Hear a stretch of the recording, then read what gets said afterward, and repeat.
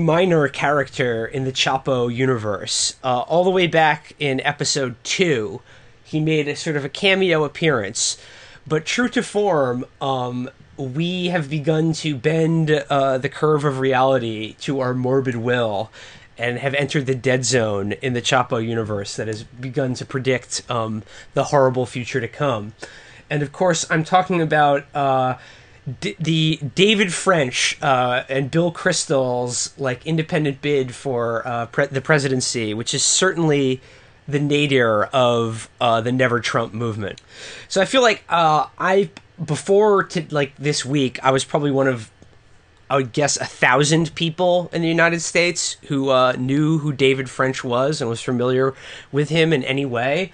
But man, talk about being in the right place at the right time to comment on this news story. That is exactly us. As you can imagine, I feel like Bill Kristol, like any essentially lazy child, he hyped it up before Labor Day weekend, or Memorial Day weekend, rather, and said, it was I have a huge, great candidate. And from what I could tell, he spent all of Memorial Day weekend trying to contact, like, Ben Sass, Paul Ryan. He spent all of Memorial Day weekend trying to get Mitt Romney to talk to him. Yeah, and Mitt Romney was like, no, we are trying to pray for the dead soldiers to bring them to Kolob for Memorial Day. Never address me again. You carry the mark of Cain.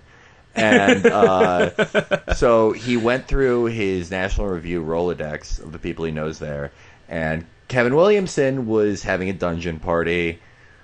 Podhoretz was trapped in an elevator, and he said, hey, let me get the decrepit old man who wrote an article called Stop Calling Me Cuck, loves World of Warcraft, and his biggest single issue is being a bathroom warrior. Okay, now, like I said, way back in episode 2, David French made a cameo appearance on the show as kind of the Renfield to Kevin Williamson's Fat Dracula, in that he did a sort of defense of Kevin Williamson's Kill the Poor article.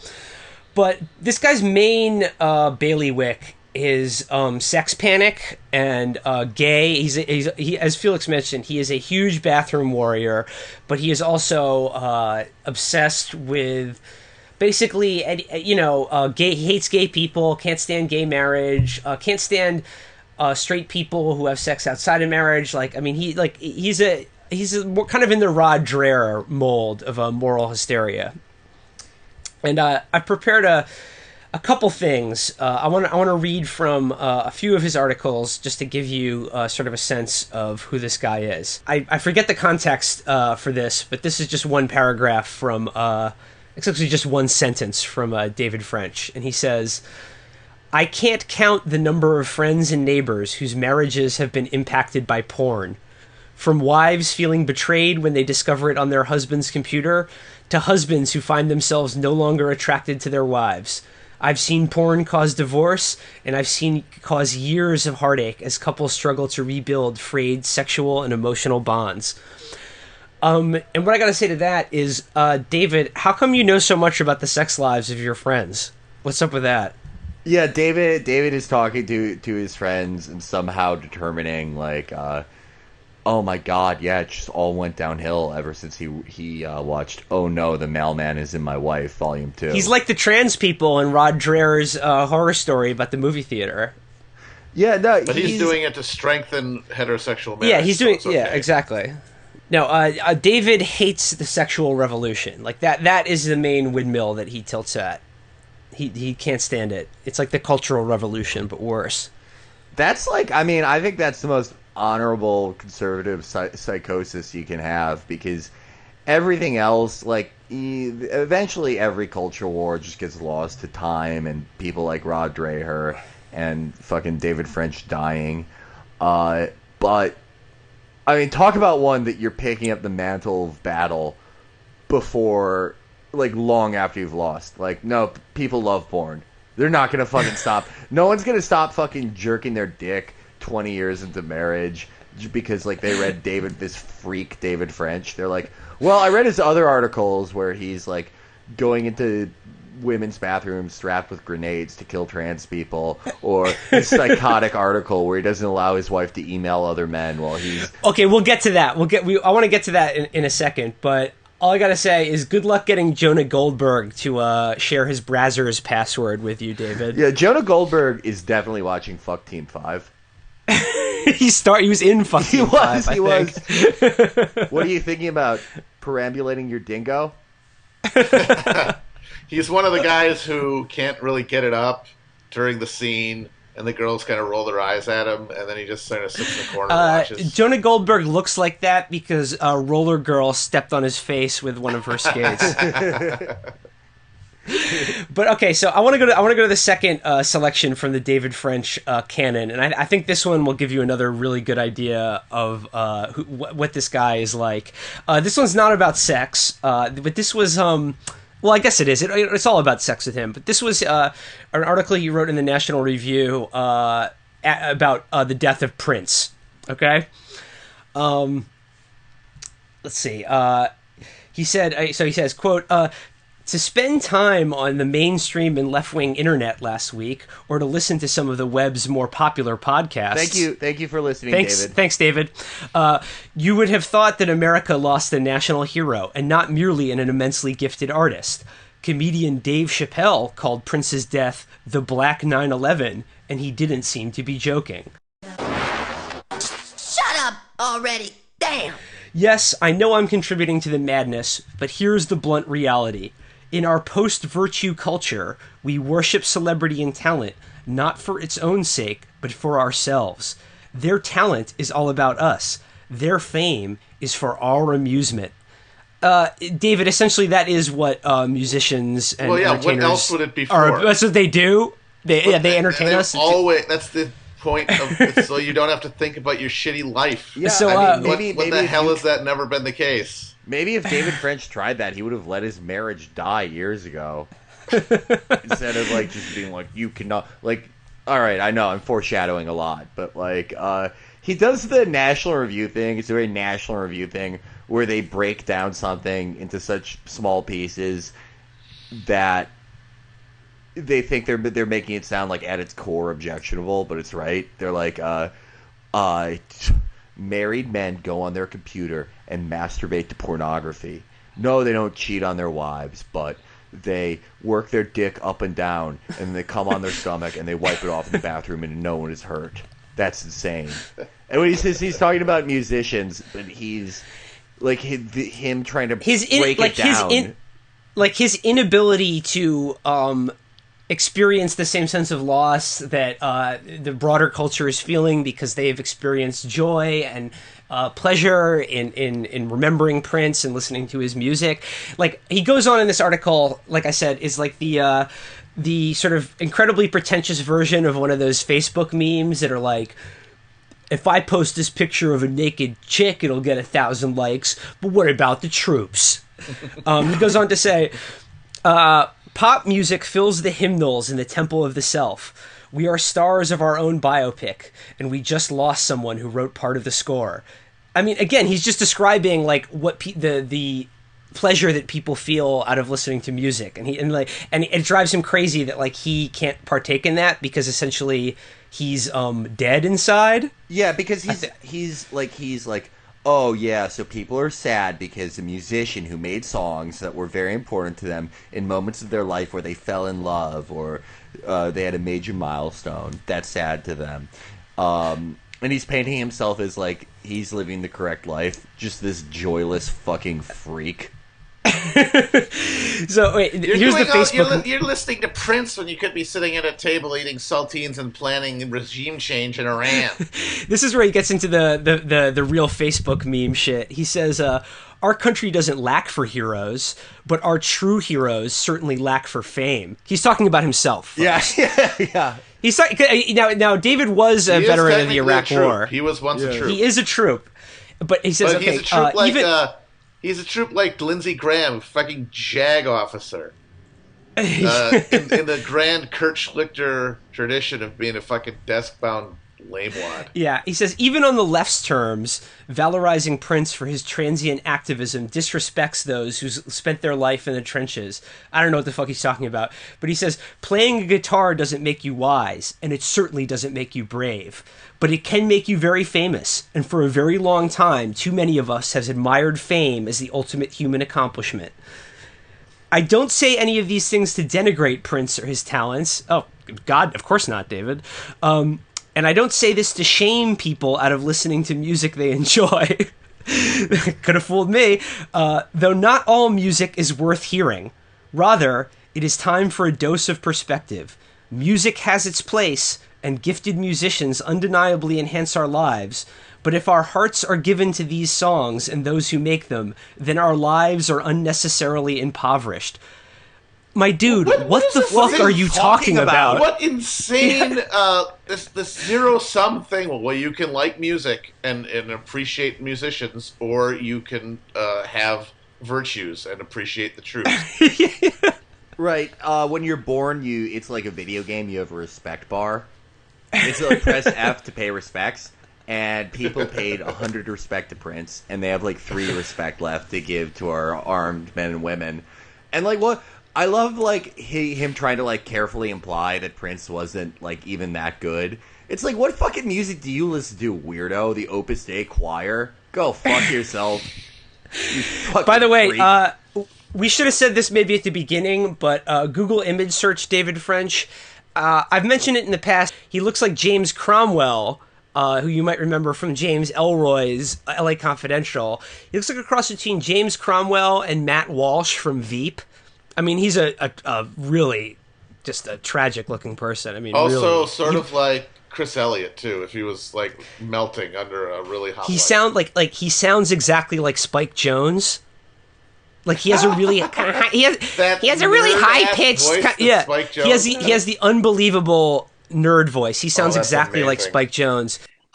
Now he also says he's not going to commit large scale troops. He's not going to engage in nation building. Yet he's somehow going to defeat ISIS very, very quickly and not leave behind chaos. So that's naive. Wait, hold on a minute. I want to go over this plan one more time. You're scared, right? Maybe. The way this works is, you do the thing you're scared shitless of, and you get the courage after you do it, not before you do it.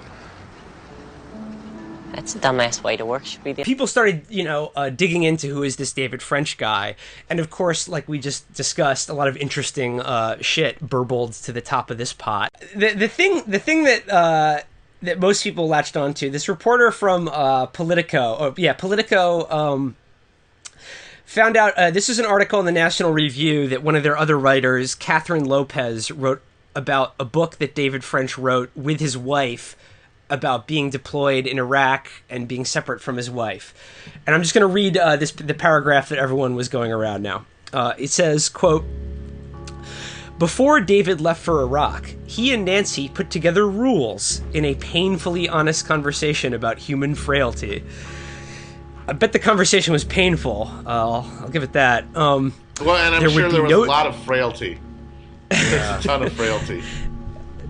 Frailty, actually, like that, more like that movie with Matthew McConaughey and Bill Paxton, where God tells him to kill people. Yes, that kind of frailty. Yeah. Okay, quote: "There would be no drinking during the year of separation. Nancy would not have phone conversations with men or meaningful email exchanges about politics or any other subject. Nor would she be on Facebook, where, quote, the ghosts of boyfriends past could contact her. When Nancy innocently started emailing about faith with a man associated with a radio show she was on, she told David about it, and he asked her to end the relationship. David knew with his stomach clenching that the most intimate conversations a person has are about life and faith, and that the spiritual and emotional intimacy frequently lead to physical intimacy." So this is the thing that people latched onto, and I have to say that Molly, I get it, because I get into a spirited argument about the nature of the Trinity, and the next thing you know, I'm fucking boning. Oh wait, hold on, all the time. Guys, I'm getting a phone call. Dr. Ben Carson is calling us. Oh dear! Ring ring. Ben, another big get. Ring ring. I noticed, that everyone is making fun of David France for talking about how he's afraid of people putting two in his wife's evil hole from talking about the Bible, but they used to call me Bottom Out Ben because every time that I would talk about Ephesians or the book of Daniel, or especially the book of Numbers with a female, I would be hitting it in no time flat. There is a God-shaped hole in every person's heart, but the woman's God-shaped hole just happens to be in between her two legs.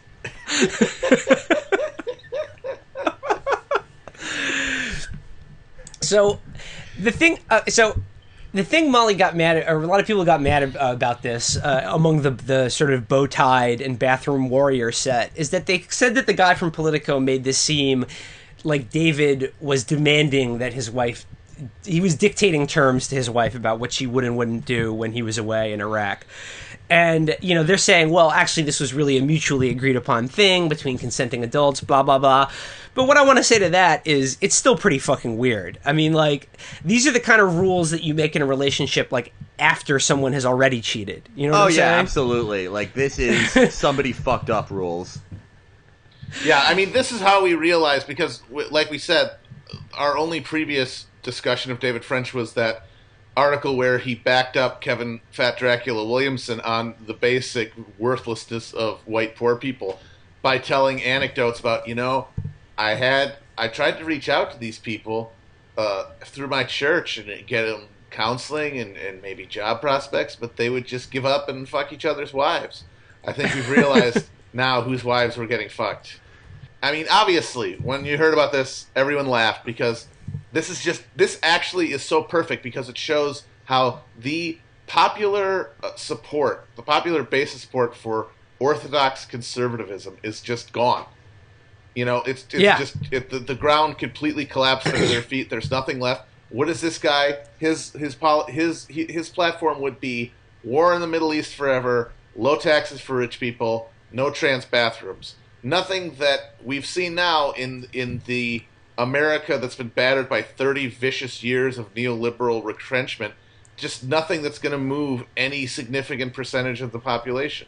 But if he makes his slogan, like David French, 2016, don't email my wife, I think that he could do it. A pretty significant chunk of voters, especially from Trump, because I think there are millions of American men who are deathly afraid of someone emailing their wives, and Donald Trump is not going to stop someone from emailing your wife.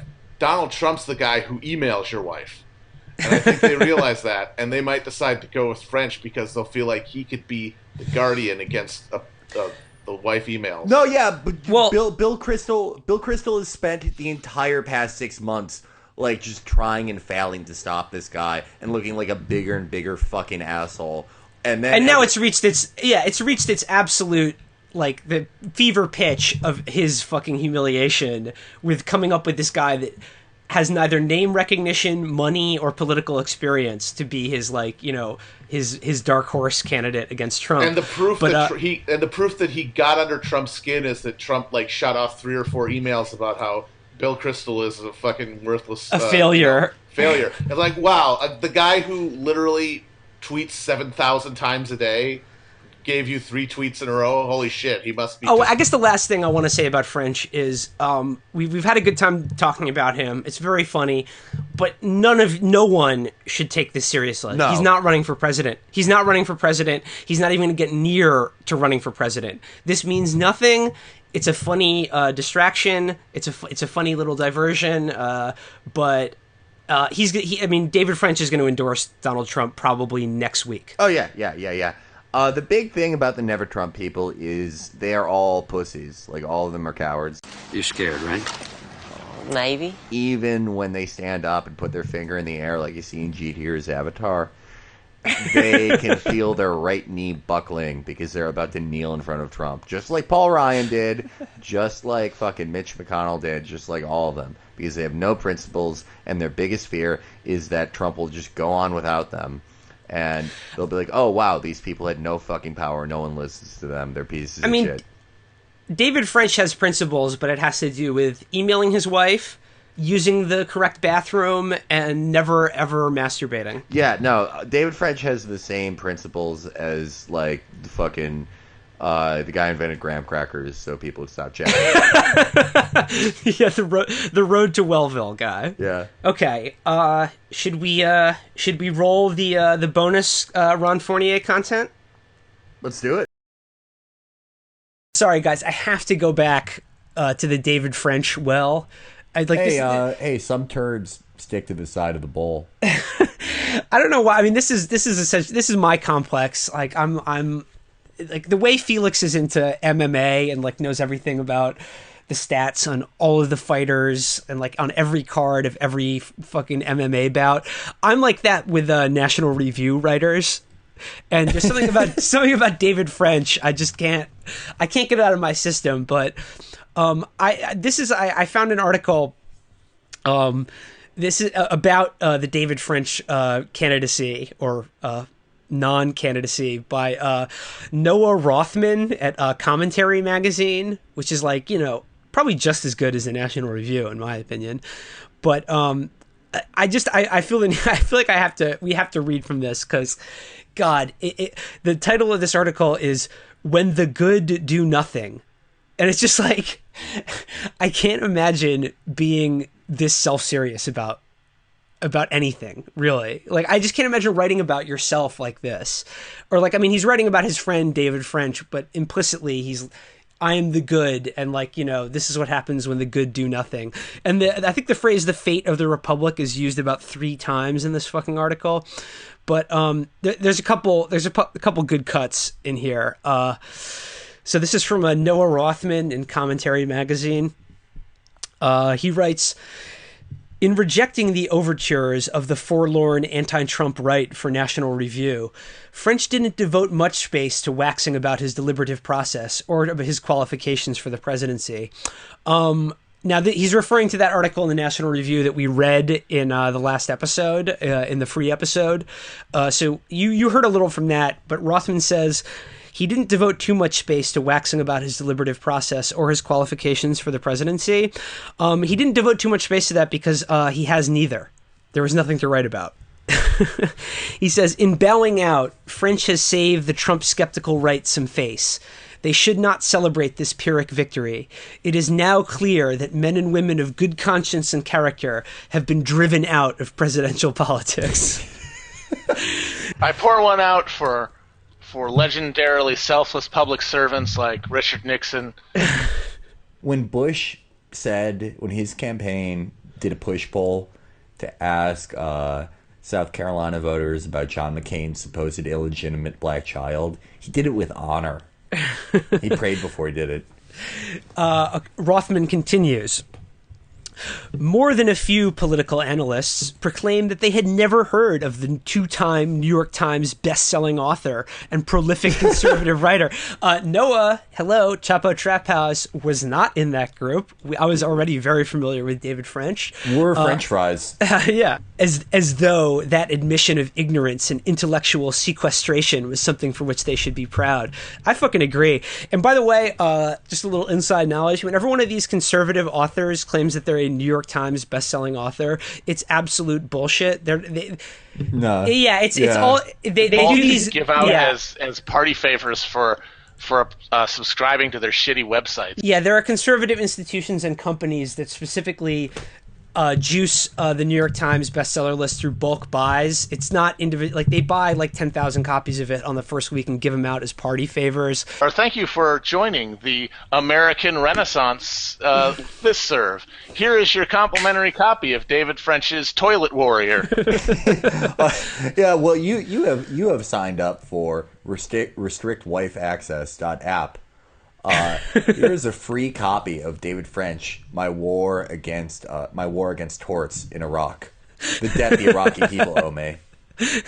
How badass are the conservatives though? Because what are their two of their big cultural issues outside of bathrooms now are participation medals and welfare queens. They actually have the best guaranteed income apparatus with their fucking think tanks, with their shitty magazines that no one reads. They're just holes of dark money.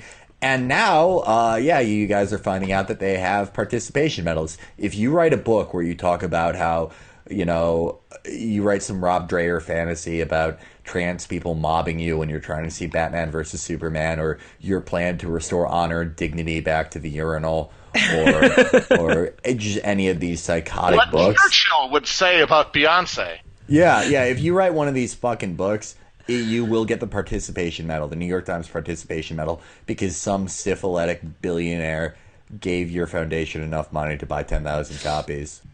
Continuing. Those who went about parsing French's work swiftly took issue with his views, which are at once conservative and evangelical Christian. That an urban, coastal, political media establishment finds traditionally conservative worldviews alien isn't shocking. Like an amateur anthropologist mishandling an artifact of cultural significance they fail to grasp, the self-styled arbiters of American political standards glibly denigrated French's traditional values with a child's recklessness. Oh, yeah. This fucking weirdo put a nanny lock on his wife's computer because he was afraid someone was going to read Bible verses to her and fuck him, and is terrified of bathrooms and sex and everything. This fucking freak. He's like the walls of Nineveh. Okay, well, now Noah Rothman takes this head on. He says, maybe the most transparent way in which the culturally homogenous journalist clique betrayed its purpose was the manner in which reporters implied that French's relationship with his wife was somehow untoward. A Politico reporter discovered a paragraph from an article summarizing the work of French and his wife, who co-authored a book together on family and relationships when a spouse is deployed overseas, on the New York Times bestseller list, I'm sure, for 10 weeks in a row, and determined that French, quote, wouldn't let his wife email men or use Facebook. Theirs was, in fact, a mutual agreement that had little to do with temptation and more with preserving the special daily interactions of which a husband and wife are deprived of in times of war. Okay, this is the biggest line of horseshit in this entire article. He says that had little to do with temptation. We fucking read that paragraph. There is no context in which this is not about temptation and his wife cheating on him. There is literally a line where he said he wanted his wife off Facebook because that is where, quote, the ghosts of boyfriends past lurk. Yeah, like, why are you trying to convince us that David French isn't one of the strangest fucking people alive? It's right in front of us. Quit emailing my wife.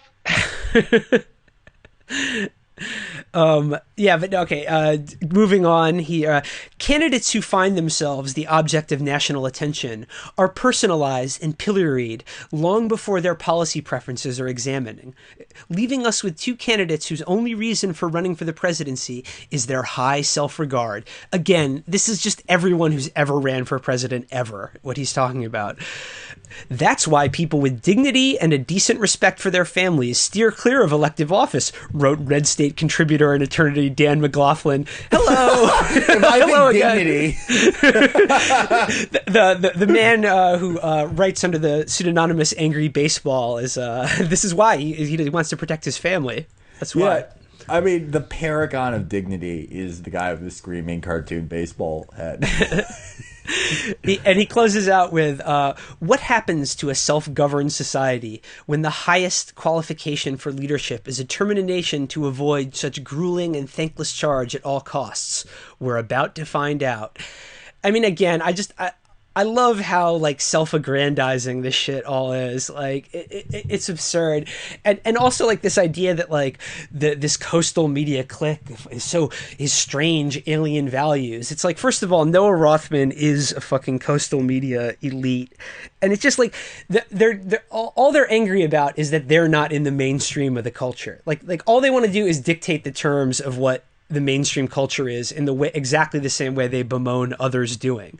Like, it's passed them by, and that now people are examining these, like, the weird, rituals of, monogamous marriage among these people as, like he said, a child handling an artifact they don't understand. It's like, dude, a monogamous marriage isn't what's weird about this. You know what I'm saying? Like, yeah, I am married. I don't know. This is part of Chapo lore, but I'm married, and I have never told my wife not to email other men. That would be weird. Me and the 18 people in my poly relationship agree that David French is a fucking weirdo. Yeah, like it has nothing to do with the specifics of his relationship or his religion, I guess, directly. It's just basically everything he's ever written publicly just indicts him as like a totally odd, strange person, just completely outside the norms of like everyday mainstream American culture. But I mean, I also like how they frame this like poor David French. He never did anything to anybody, and it's true. He's a powerless piece of shit. But if you read his columns, he's like one of a completely hateful fucking creep. Just like he's talking about these like poor fucking trans kids that just want to go to the bathroom, and like gay people that just want to live their lives, or fucking black people who don't want to be shot by police. They're just all targets of scorn for this fucking mutant. He's one of the most hateful people alive. He looks at the modern world and just passes judgment on it. They don't meet his moral standard. He's a fucking just authoritarian dick. And the other thing that Noah comes once a year. The other thing that Noah said in this article is he accused the journalist making fun of David French of being effete. And again, as we've covered, I'll kick your fucking ass, pussy. As we've covered on this podcast, if David French isn't effete, I don't know what the fuck is. We played like samples of his voice. He sounds like Spike Jonze. I don't want to belabor this point, but he is a weird computer game playing dork who doesn't jerk off. Goofy. He has to wear that goofy beard that looks like his face is moldy because his chin looks like it's actually dissolving off of his face. Yeah, Noah Rothman. Yeah, you're a fucking bitch too. You're a pussy. No, you're a little bitch. I would fucking flatline you, and I would flatline you and everybody at commentary. Go fuck yourself. You're a little fucking pussy. No one in the world is effete compared to you and your editorial board.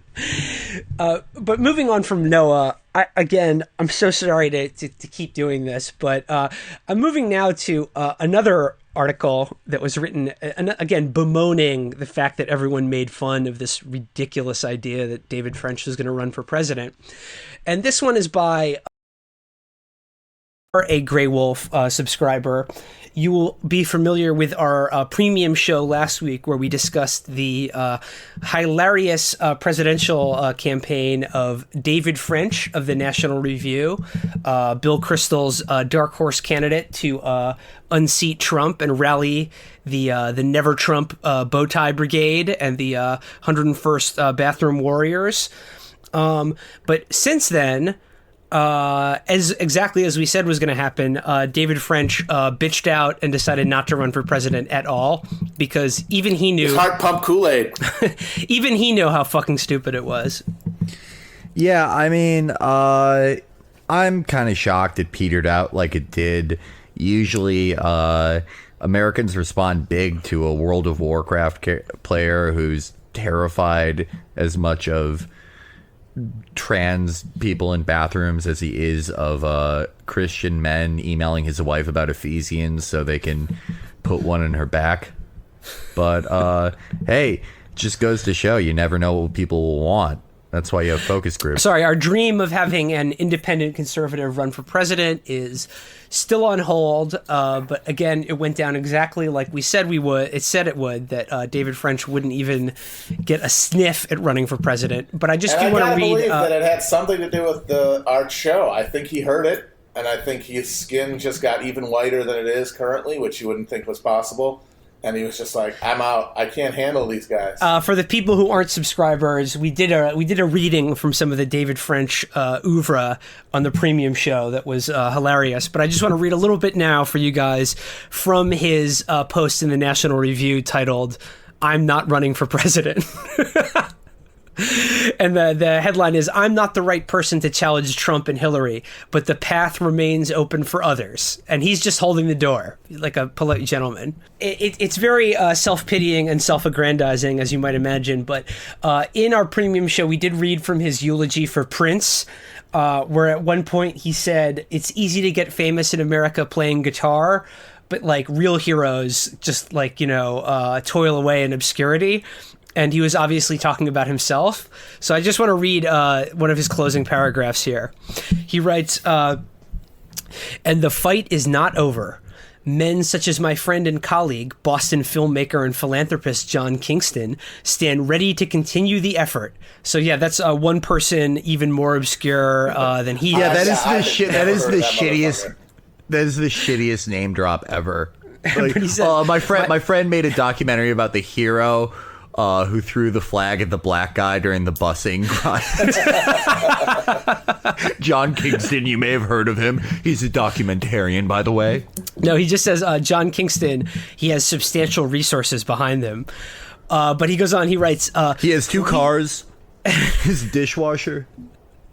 He says, we live in a time where patriots are mocked and demagogues are celebrated. Again, talking about himself. Yeah.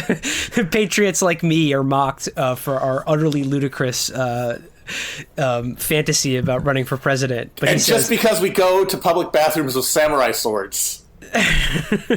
He says, even good men have reduced themselves to excusing the inexcusable and defending the indefensible. It's like, the Falcon cannot hear the falconer for David French here. Hey, shit, Dick, you're not writing a dark Batman movie. He says, to those of you who prayed for me and my family, I am grateful beyond words. And it was actually their prayers which helped him realize how fucking dumb this was, and that he just needed to save face as quickly as possible before this, before Bill Kristol took it, too seriously. He walked into his backyard and a bush lit on fire and said, "Everyone is laughing about your wife email thing. You're a fucking weirdo." He says. He goes on, to those who defended my wife and kids from vicious attacks, engaging in a fight you didn't seek, I'm forever in your debt. Dude, nobody made fun of your wife and kids. They're making fun of you, dude. We feel bad for your wife and kids. They all do that. They all lay out their weird mutant worldviews, and then people make fun of them. They're like, wow, me and my family have been under this barrage of... No, motherfucker! It's the rhetorical version of Paderis putting his stupid kid in his avatar. I mean, I guess people attacked his wife and kids by making fun of their failure husband and dad. Yeah. But if you're talking about him, it's like who would marry him? Then that's sort of an implicit criticism of the wife. I like how he said, "I am forever in your debt." Like, can you think of a shittier debt to be owed? Oh great, David French is on my side. He can't help me fix my car or get my kid into college or anything. I guarantee you David French thinks that the Iraqi people owe him a debt for volunteering to be in the JAG Corps when he was 50 years old. But one last bit here from David French's bidding adieu to his presidential hopes. He says, as I've written many times before, nations are built on virtue, and courage is indispensable.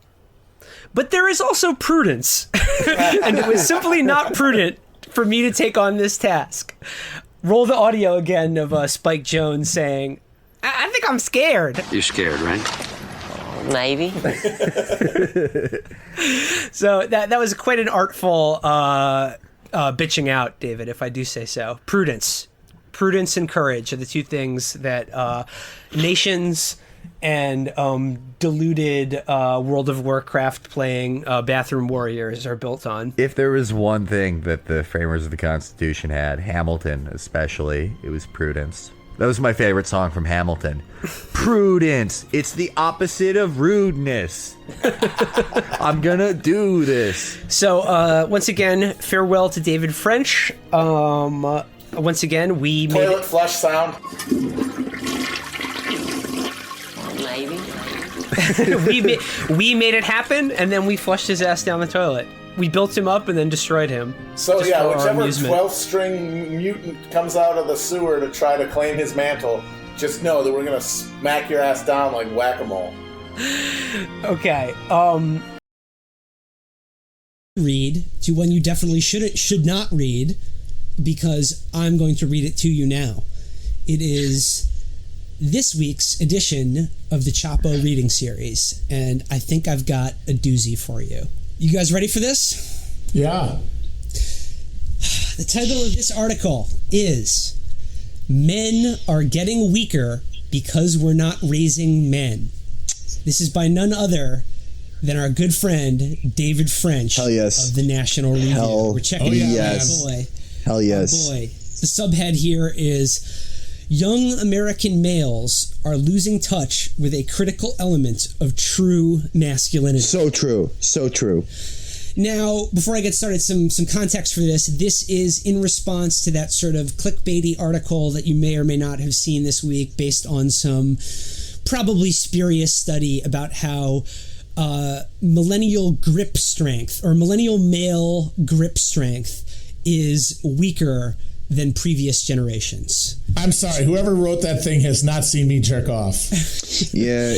Or they have not met one Felix Biederman who could defeat any of his ancestors in physical combat. All my ancestors were fucking pussies. All of them. Bitch, I would have destroyed the Cossacks. I've seen pictures of the Cossacks. They're not that big. They're not that big. You would have gotten wrist control. You would have gotten wrist control all over. Yeah, here's my ancestors. They don't know how to get wrist control. They don't know how to establish distance. They kind of deserve to die or like be persecuted. They did not know the 21-foot rule. They had no idea about the 21-foot rule, or else they would have like used bladed weapons to destroy the Cossacks. The guerrilla mindset, absolutely not. My ancestors had none of that.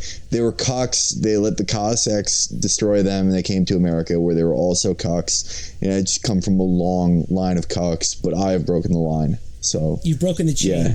You're establishing a new strong bloodline. Exactly. But of course, you know, when I saw this story about how millennial male grip strength is weaker, of course, I immediately knew that I was thinking maybe Rod Dreher, someone was going to come through for us for this reading series about it. And my boy, D. French, fucking absolutely did. So hell yeah. To him. Again, to quote the great Charles Portis, we're weaker than our fathers, Dupree. We don't even look like them. And that's what this article is about. Now, again, maybe just to refresh your memory, David French is the guy that wasn't even man enough to run a vanity presidential campaign against Donald Trump.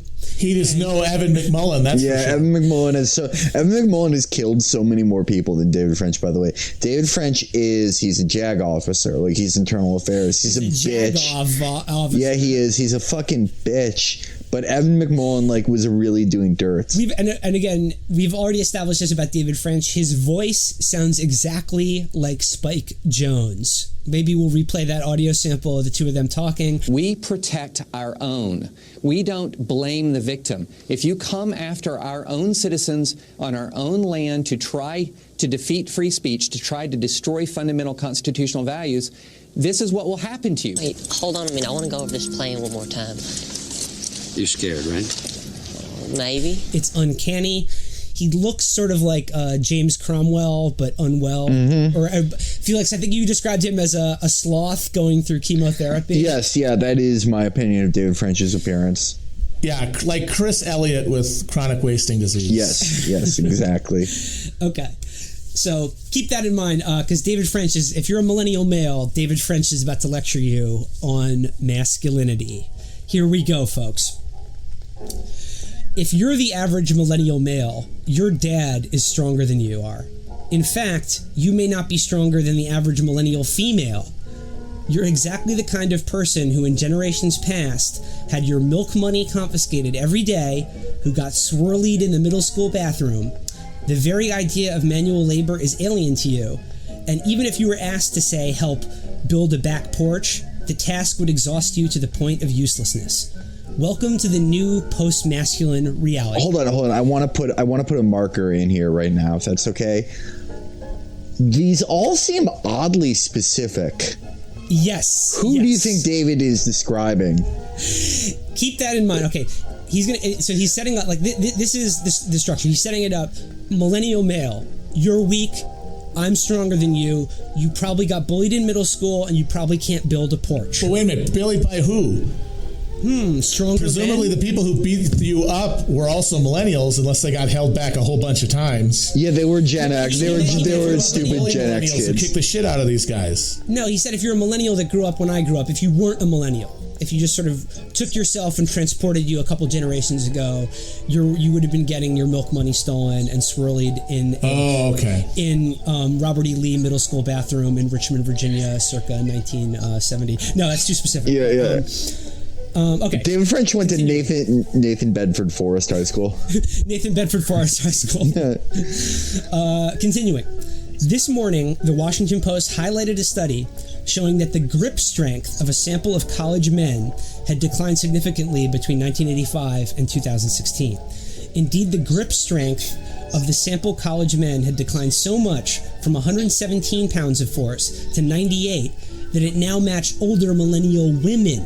In other words, the average college male had no more strength than a 30-year-old mom. Well, that's because moms are strong. It's the hardest job of all. Support all mothers. He continues, yes, I know it's only one study. Yes, I know that starting off strong. Yes, I know that grip strength is but one measure of overall physical fitness. Okay. Yeah. Okay. That he's acknowledged. He has to have these little. Yes, I know. There's no point to me writing this. Yes, I'm a huge idiot. No, but like all combat, it's like chess. You have to anticipate the line of attack that will come at you, and if you're a smart writer, you will acknowledge them, if only to make your final thesis even more strong. Even you can grip that thesis like a fucking vice. It's true. But it said, but as the Post noted, these findings are consistent with other studies showing kids are less fit today.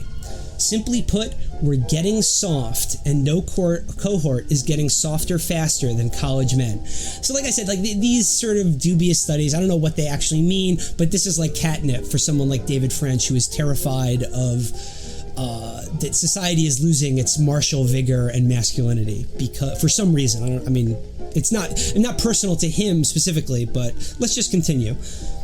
I look back to my own childhood. In 1985, I was 16 years old, and I was a nerd's nerd. I toted graph paper and 20-sided die to school to play Dungeons & Dragons at lunch. I like to think I was the finest dungeon master in Scott County, Kentucky. When I wasn't playing D&D, my nose was buried in Lord of the Rings, or the Shannara books by Terry Brooks. Oh, wow, look at that. What a shock. Confirmed. Or the Dragon Riders of Pern by Anne McCaffrey. You read the Silmarillion, you should be kept in a fucking hole. I played sports, sure. But let's just say that my varsity tennis exploits didn't make the cheerleaders' hearts flutter. Holy shit.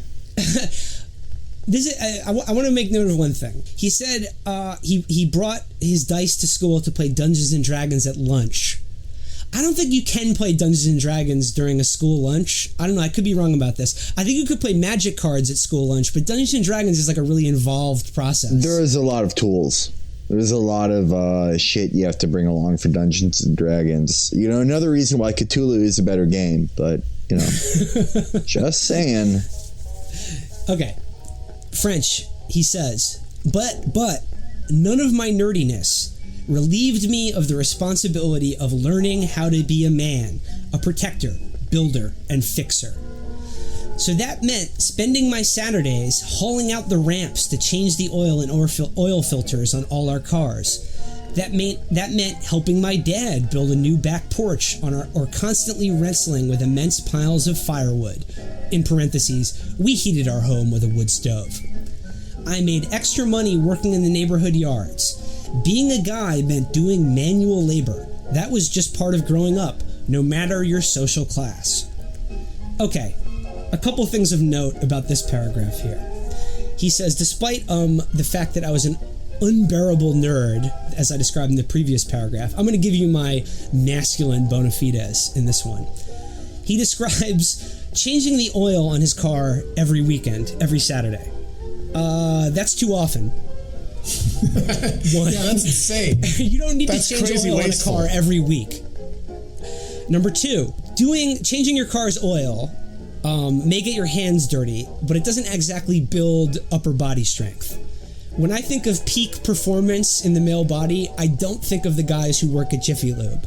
Number three, then he just describes doing chores like yard work. Why is he assuming that no one is doing that now? I mean, how does he... Immigration, Mexicans are doing it, making our kids cucks. But that's what the thing is, that David French is a cuck, so he's a total cuck. That route. David French is a massive cuck. So he can't be going on the, Mexican slavery labor has made us weak. He says, this is what he describes as manual labor. And like, the closest thing he actually describes is moving firewood from one part of the yard to the other. You're not going down the mines, David. And again, this is something I think every kid probably still does, if they're not too busy playing video games. So he goes, in the age of instant oil change, why entrust your car's health to a 16-year-old's? Ubiquitous lawn services and on-demand handymen, privileged kids simply don't have the same naturally occurring opportunities to learn to work with their hands and develop physical strength. In the age of zero-tolerance disciplinary policies, when any physical confrontation is treated like a human rights violation, they have less opportunity to develop toughness. I want to see David French get in a fight with all the confidence born of knowing that he built physical fitness from changing the oil and moving a piece of wood. And raking leaves. He's going to get shredded. Mowing lawns as well. I pushed a self-moving lawnmower for 30 minutes every 3 weeks during the summer. I'm fucking jacked. Yeah, hell yeah. Today's young males don't have the common touchstones for what it's like to grow up and be a man. True. So, do you think David French was bullied at all in high school? I mean, I think maybe he was bullied, but that was the crucible that forged him into like the steel alpha male. Yeah, today. Absolutely. Yeah. To be the full-time bathroom correspondent for the National Review. Continuing. That's not to say that they don't carve out their own distinctively male spaces. Boys and girls are different, after all. But spend time with teen boys today, as David French, I'm sure, does. Oh, boy. He's really testing that grip strength firsthand. And they can't escape. Their fucking hands are weak as hell. Oh, boys, I need you to wrestle with me. It's for a column I'm writing. And you'll find that their common experience revolves more around Call of Duty than around work or even sports. If David French wasn't a terrible writer, he would say it revolves more around Call of Duty than when duty actually calls. But he's stupid as shit, so he didn't do that. I love this sentence. The male gaming experience is supplemented The male gaming experience is supplemented with copious amounts of porn. Oh yeah, it is. I like my gaming experience as male and my porn copious. Hell yeah. I just love this because David knows this because he's spending time researching all these things with teenage boys. He bought presents and even gave him money.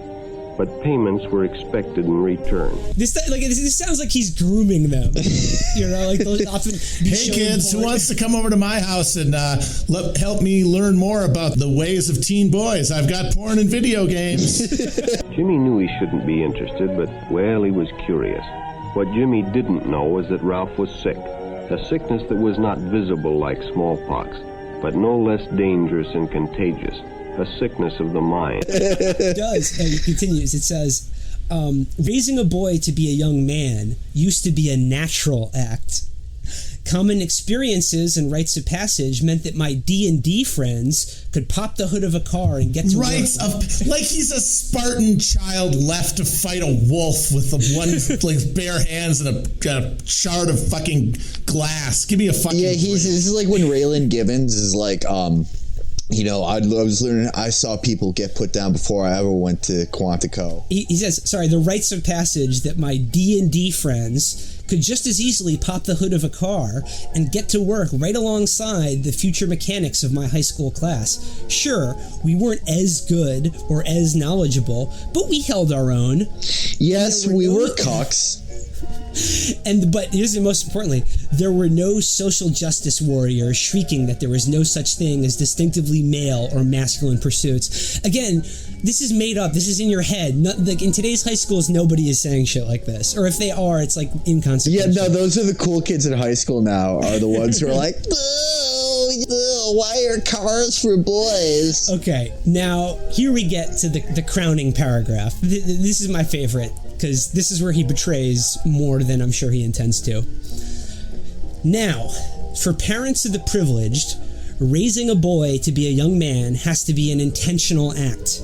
You have to ignore the voices who are telling you to indulge your child's inclinations, no matter what they are, and train them to be not just morally courageous, but also physically strong. They can have their Xbox or their PC. My son brags about his kill-death ratio on Battlefield, and we belong to the same World of Warcraft guild. Holy God. But they can also hit the weight room. They can also not just learn to shoot, but how to assemble and disassemble their weapons. Even if you're rich, you can make your kid do the hard work that keeps any household together. So, his fucking kid is a pussy gamer as well. Yeah, he failed. He's not even denying it. He has a fucking like father, son. like son. He wrote this entire column while watching his son play Call of Duty in the dark, just like through slitted eyes. This whole thing is about how parents today have to fight against the cultural tide to raise a weak fail son. But he's just admitting in this paragraph that that's exactly what he does. Because David... It's just an expression of his personal anxieties that are then like weaponized onto other people. He says, my son is, quote, proud of his kill-death ratio on Battlefield. He's a fucking loser. Yeah, he's a huge loser. But it's all but like father, like son, because what was David but a huge, like, loser incel gamer bitch who, like, worked on a car once? Like, that's his entire thing. But again, this is like in the previous paragraph that his examples of the tough, manly shit he did as a kid were changing the oil on a car, something that requires no physical strength or stamina, doing yard work, something, again, anyone but can do, and, like, moving wood. Yeah, In this paragraph, he describes, like, the things that... he is instilling in his son to be, quote, physically strong. And all he says is he's supplementing his gaming by, quote, he could also hit the weight room and then learn to disassemble a gun. It's he's not even saying he's going hunting with his son, which would be, like, at least stereotypically masculine. This is just playing with toys in their suburban McMansion. None of this shit is manly at all.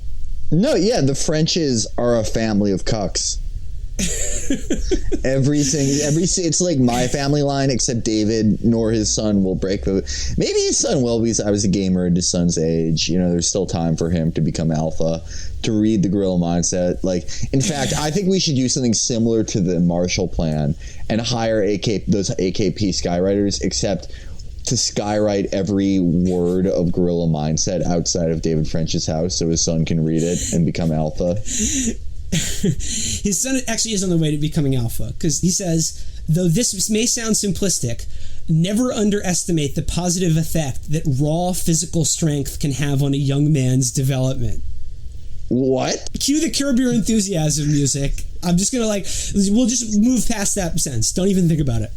I've seen the impact that weight training has on my son, and I wish I'd been as diligent when I was his age. My son is thick, solid, and tight. I can't wait to see how thick and massive my son becomes.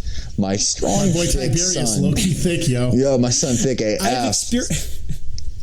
I've experienced the impact, even as an older adult, of the physical transformation of Army training. Oh, what? Oh, wait a minute. So this is the guy who joined the JAG Corps. He did a month and a half of boot camp, and then he sat behind a desk for the rest of his career. Holy shit! Like, he did some cardio, and he's like, he's Arnold in Commando, obviously.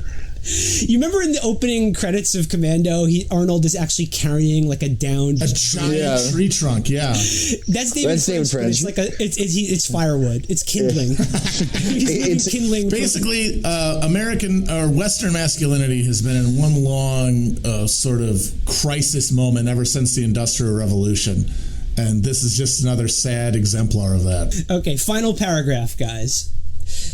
Our culture strips its young men of their created purpose and then wonders why they struggle. It wonders why men, who are built to be distinctive from women, flail in modern schools and workplaces designed from the ground up for the feminine experience. Men were meant to be strong, yet we excuse and enable their weakness. It's but one marker of cultural decay, to be sure, but it's a telling marker indeed. There is no virtue in physical decline. So what David French is saying is that there's way too many twinks and not enough bears today. Yeah, no, it's true. He's right. What about otters? Sort of like the in-between? I think it's sort of implied that he's training his son to be a gamer otter hybrid. David of Finland. There is no virtue. Gone. When I was a boy, I would go down to the steel mill or the Navy Yard, and men were bursting out of their leather vests and choker collars. Older men need to guide softer, weaker boys into becoming fit, strong, and virtuous. David French commands his readers to make their sons thick. David French, low-key thick. David French should, you know what David French should do? David French should watch Bigger by the Day. He should watch Rich Piana videos. He would fucking love them. Yo, Rich, slap that Xbox controller out of your son's weak, girly hands and sit him down in front of a computer to watch every single episode of Bigger by the Day. Yeah. All right. So, it's motherfucking shake time. But before we get to our shake, we're going to see if any sickos are in the motherfucking bathroom. Let's do it. Is it too obvious to wonder why these people are so obsessed with, like, the sort of emasculation of America? Like, I can imagine Ben Shapiro talking about this as well. He's like, boys today are weak and girly. Well, look, I mean, an immature person might make fun of these people because their entire belief system revolves around fast food sandwiches, bathrooms, and young men not being swole enough. That's what an immature person would make fun of. It's time for the Chapo reading series. You guys ready? Oh, yeah. So fucking ready. I've specifically instructed Matt and Felix to blot this article out of their thoughts. If they saw it, someone share it, just not to click on it, so this can be as fresh as possible. I don't want to big it up too much, build up expectations too much, but I'm just going to say this one goes to a dark place. It goes to a pretty dark timeline.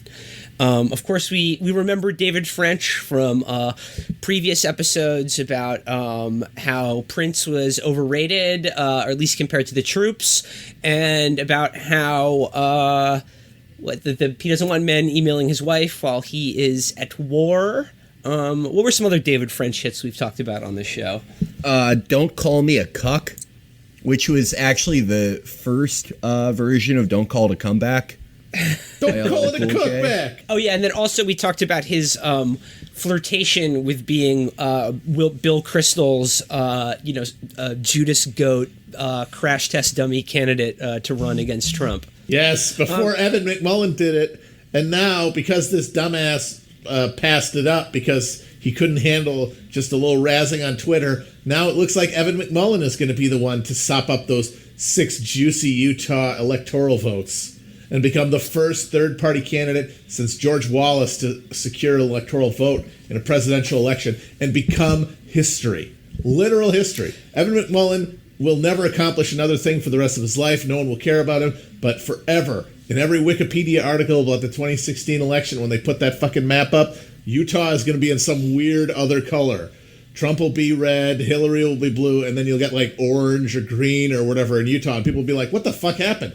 Evan McMullen happened. And that could have been David French if he wasn't such a bitch. David, it could have been you. I actually disagree. I don't think David French could have done it. Okay, what is the biggest thing about Mormons? They like plural marriage. Some will say that they stopped doing this, but they actually didn't. They all have secret wives. Meanwhile, fucking David French can barely handle one wife. To even maintain his marriage, he has to put a chastity belt on his modem. They would have outright rejected him. This is good because, this article here is really his magnum opus because it returns to all of these themes in an incredible way. So I present to you David French's article. This is from October 21st. The price I've paid for opposing Donald Trump. Spoiler alert, he's still has his freedom and job. Yeah, but it's the memes, Will. The memes. My God, the memes. It's kind of like the movie Cry Freedom if Stephen Biko was sent a very rude frog instead of in prison. The Afrikaner frog, man. The frog has just revoked his diplomatic immunity. The subhead to this article is Trump's alt-right trolls have subjected me and my family to an unending torrent of abuse that I wouldn't wish on anyone. Folks, don't you hate when that happens? Oh, it sucks. It's the worst. This is the first sentence. I distinctly remember the first time I saw a picture of my then 7-year-old daughter's face in a gas chamber. Starting off strong? Excellent. It was the evening of September 17th, 2015. Why does he remember the exact date? Yeah, he's like Rain Man, but for getting owned. I was going to say he's like Dr. Manhattan. June 8th, 2005. My wife goes on Christian Mingle in an incognito way.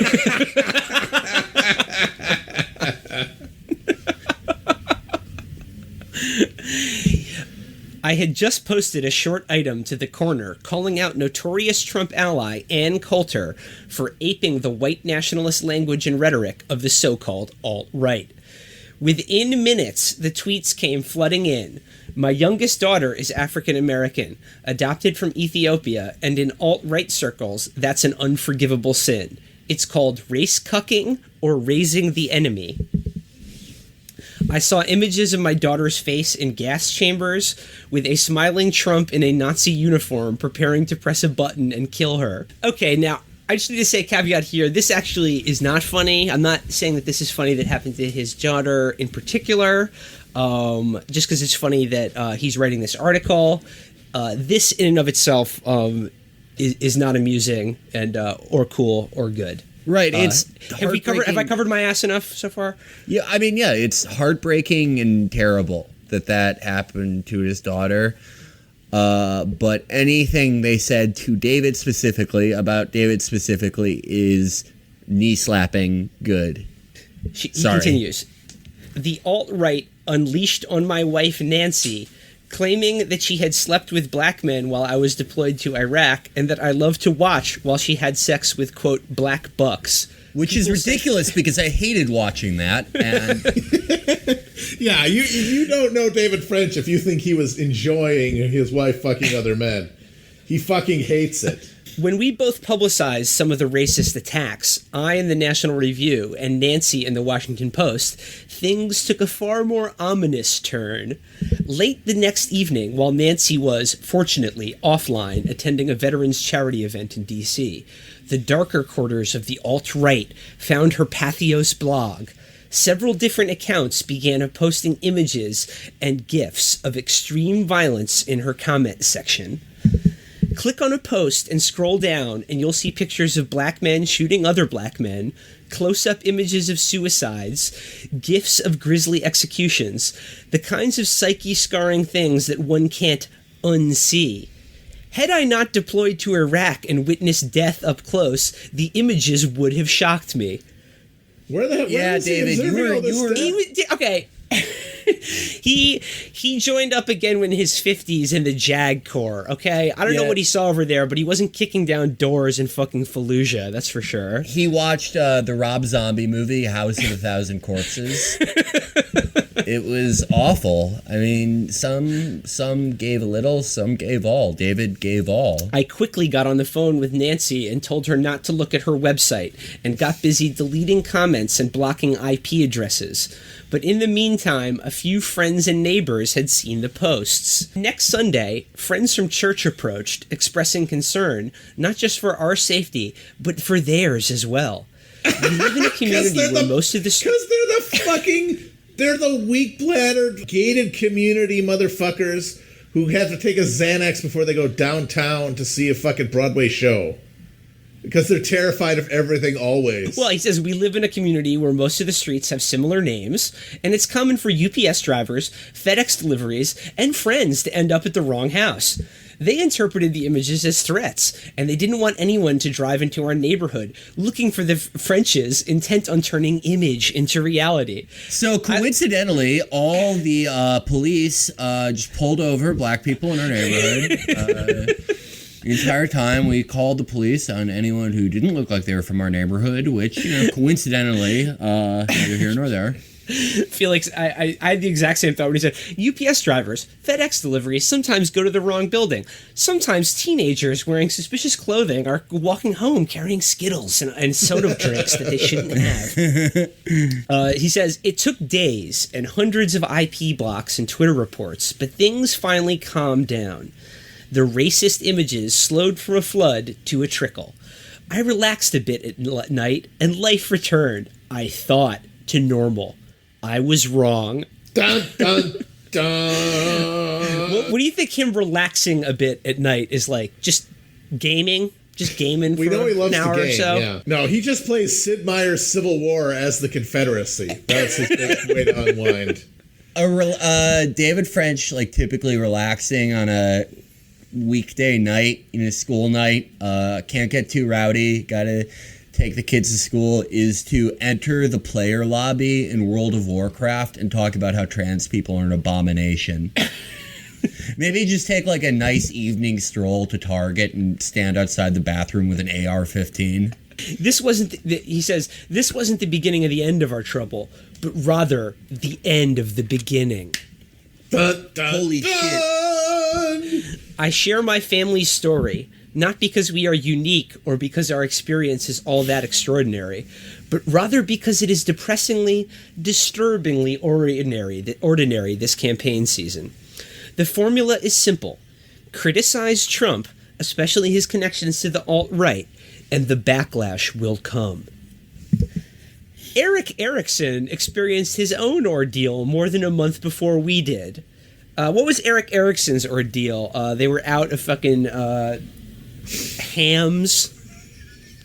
There wasn't enough hams in his refrigerator for him to eat. He went every time he goes to the grocery store and he sees the ham aisle. It's traumatizing because those are his slaughtered relatives. Eric Erickson, you guys are making fun of him, but actually he was the victim of a vicious alt-right hacking attack where they accessed his profile and made him say horrible things about pro-choice women and made him say that he would have killed Trayvon Martin and, Oh, do you remember when gay people an abomination? Oh, wait, these are all things that Eric Erickson said. Oh, whoops. No, do you remember when alt-right, sort of 4chan trolls hacked Eric Erickson and got him to publish that blog post where he called Supreme Court Justice David Souter a goat-fucking child molester? Yeah, that was fucked up of them. That was crazy because it was years before the alt-right even existed. They might have a time machine. They might be more powerful than we even thought. It says, after Erickson disinvited Trump from his red state gathering,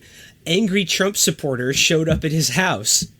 A grown man yelled at his children at a store, condemning their father for opposing Trump. Erickson wrote in the New York Times that his son is still fearful that Trump supporters will come back to their home.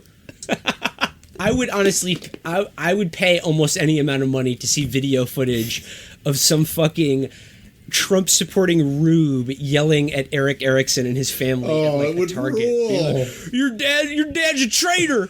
This is what a coward looks like, young man. In March, writer Bethany Mandel related her own experience. After tweeting about Trump's anti-Semitic followers, she was called a slimy Jewess and told that she deserves the oven. It got worse. Then he quotes from this argument, which is just more people bullying her online. It got worse from there. The same thing kept happening. The phenomenon got some attention in the spring when the Daily Beast reported not just on Mandel's experience, but also on Erickson, Rick Wilson's, and others. It just sort of seems like the common denominator here is the biggest pieces of shit in the world are getting a slight taste of the shit they've been shoveling out their entire miserable lives. I really I may disagree with guys like Rick Wilson and Eric Erickson, but there is no room for racist trolling when these guys are trying to go back and forth in an intellectual discussion about how exactly they would have killed Michael Brown. French quotes, he says, an Anti-Defamation League report identified 800 journalists who've been targeted with anti-Semitic tweets. 10 journalists, including NR's own Jonah Goldberg, who have borne the brunt of the attacks, and one, my friend Ben Shapiro, who's received a staggering amount of hate. No, not our precious boy.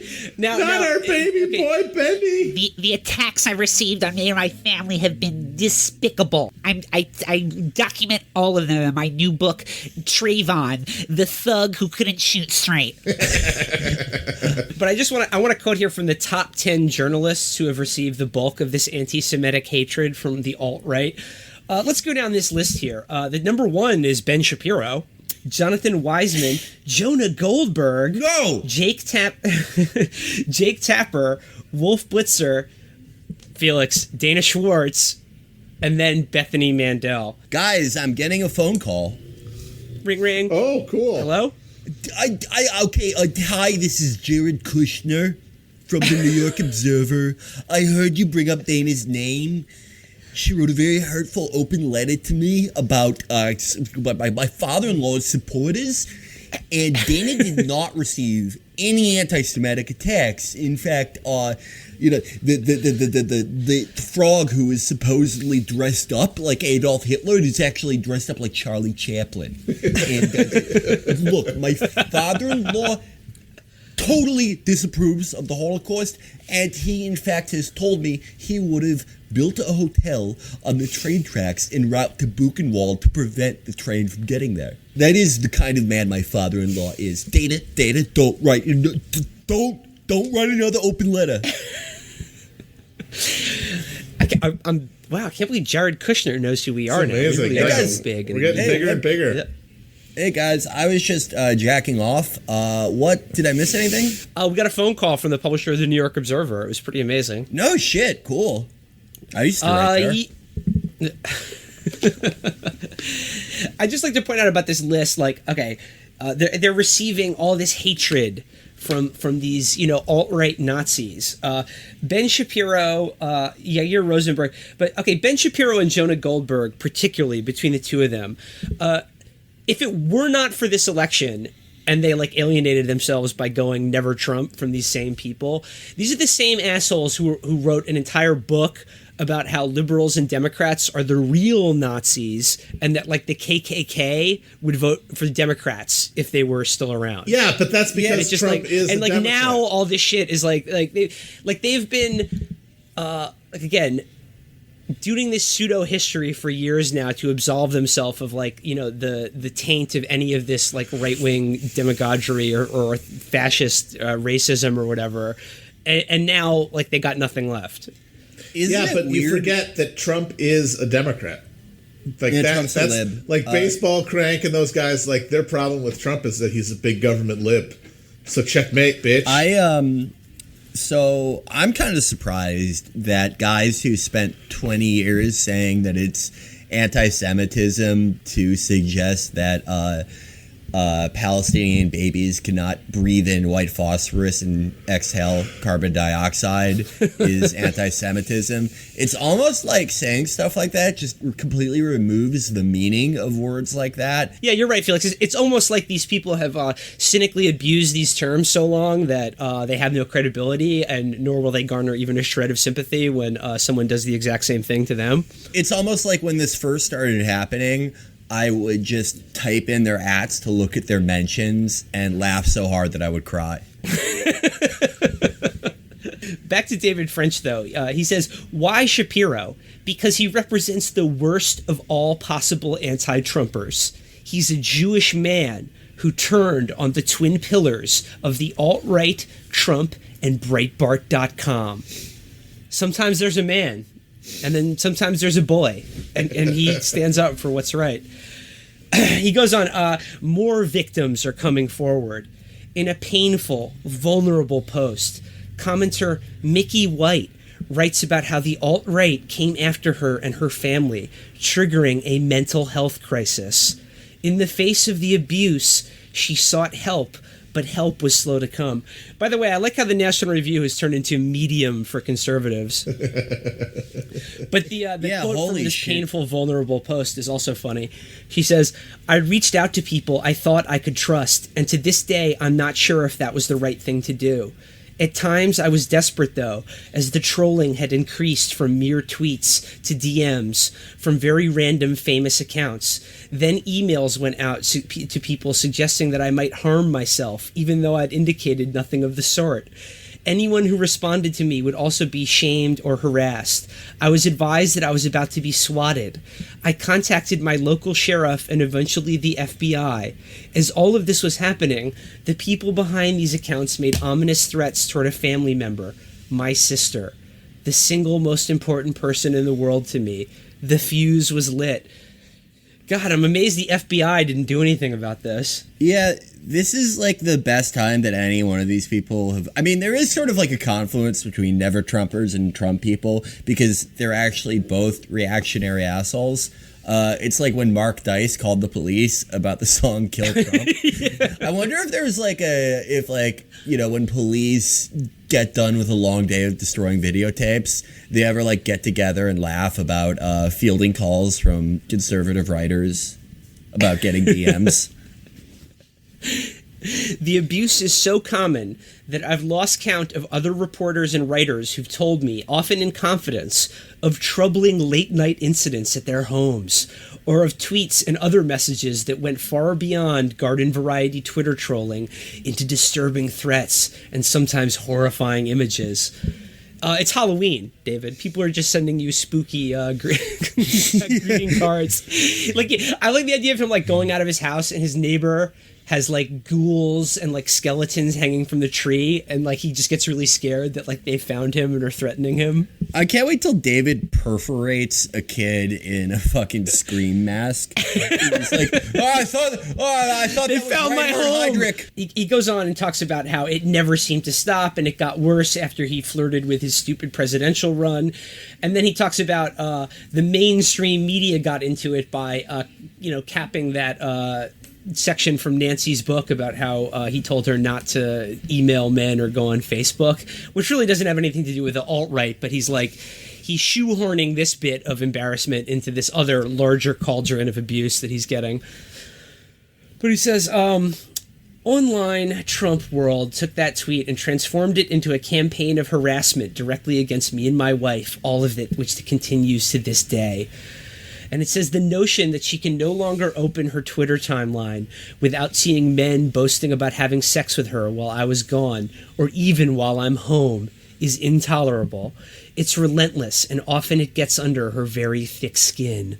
Of course, no story would be complete without a truly ominous threat. The moment we landed back at home after I declined to run for president. Considering it in the first place. When you called that big press conference to the national media and was like, ladies and gentlemen, I'm sorry, after much consideration, I'm not running for president. And then all the journalists immediately ran out of the room and were like, get me the Washington Bureau. French is not doing it. It was that was in newsrooms across the country. Editors were running into the room and screaming, does Chris Elliott have leukemia now?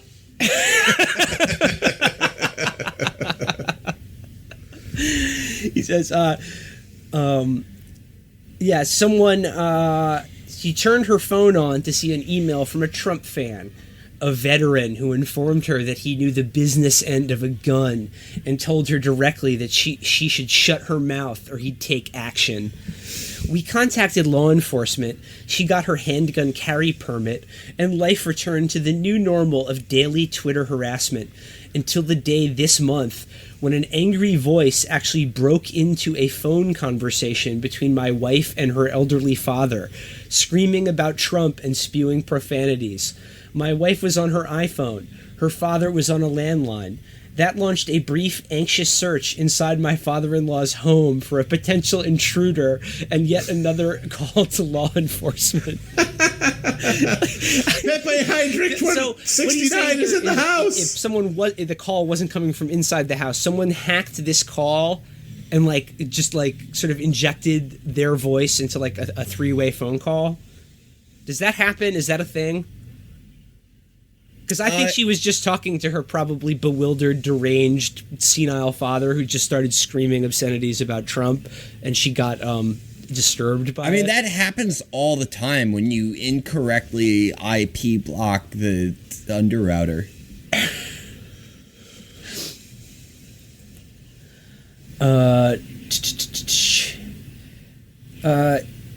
Sorry, I lost my place here. He says, he goes on to say, online hate has become so common that it's almost become a badge of honor to get, disgusting abuse from certain corners of the internet. But he says, but to be honest, it's miserable.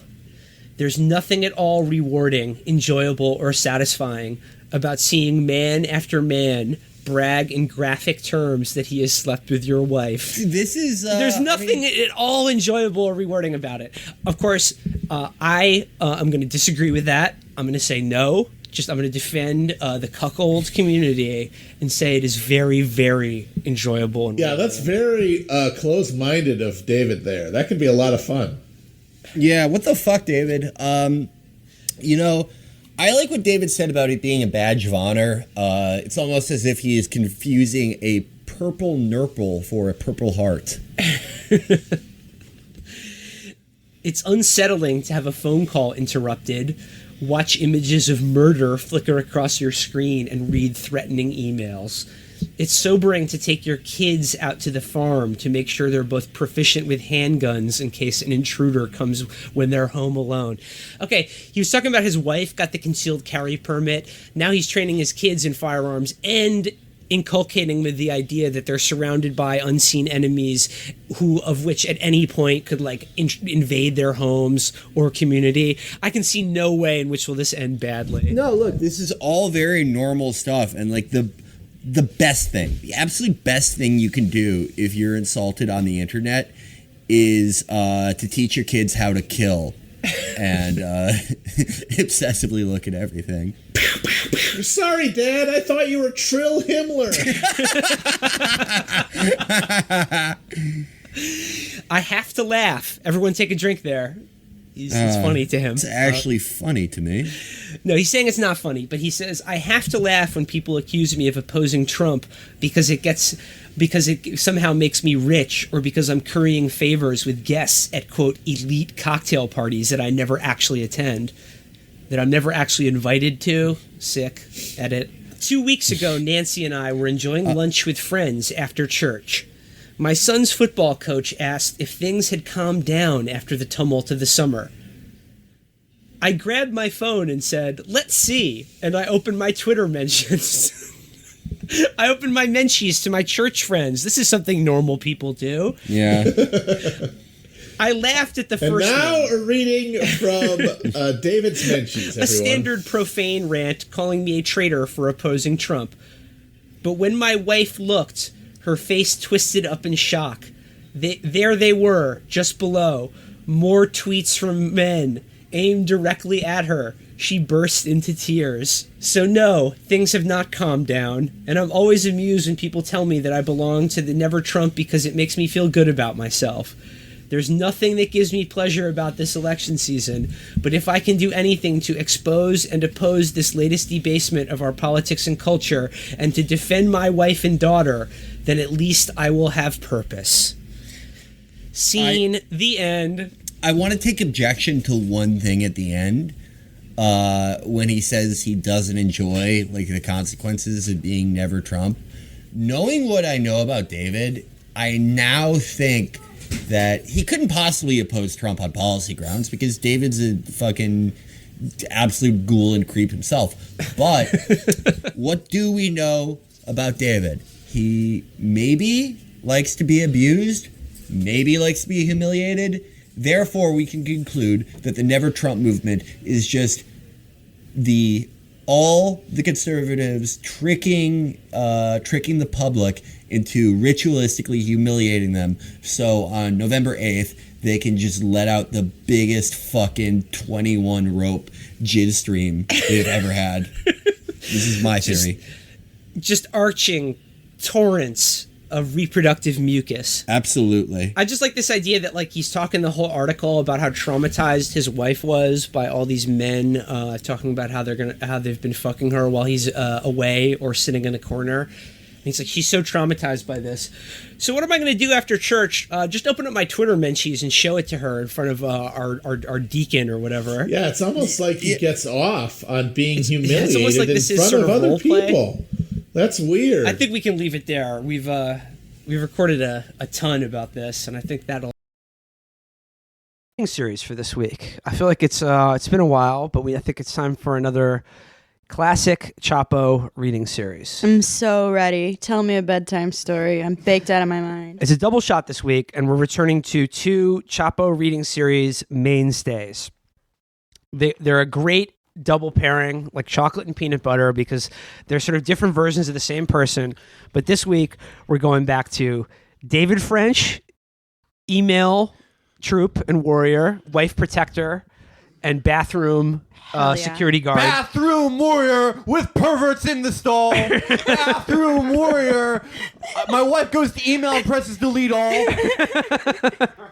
And following after that, our friend Rod Dreher. So these are two quick hits from David French and Rod Dreher. The first one from David French was in the National Review today. A fan sent this along just this morning, and I saw it, and I knew we had to read it on the show. It's great. The title of the article is, "This is How Free Speech Slowly Dies." But the actual content of the article is completely irrelevant, because I'm just going to read the first half where he does my favorite thing that David French does. Tell an anecdote from his life, being like, listen to this totally normal, cool thing that I did that completely betrays what an insufferable twat he is to everyone around him. So I was letting my wife and son out of their kennels. The subhead to this article is, "The government is now subjectively policing the emotional impact of individual emails." Not that I have a vested interest.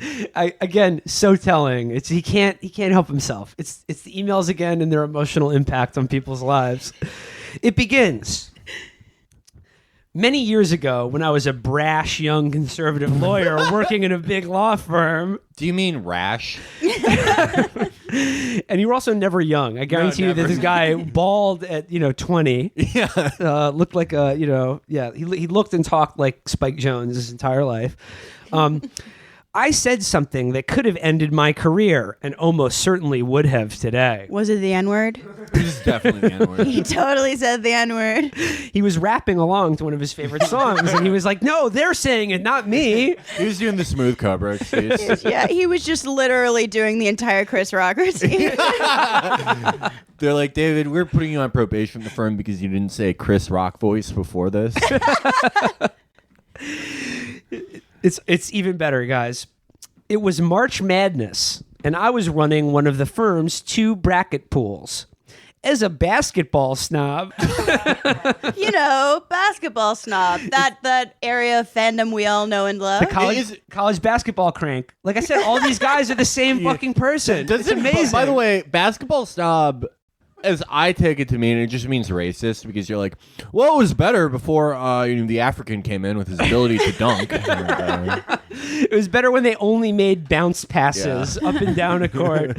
No, as a basketball snob. It was a way better game back when it took 18 minutes to get a layup, and dunking was considered undignified. Yeah, and all the cheerleaders wore parkas.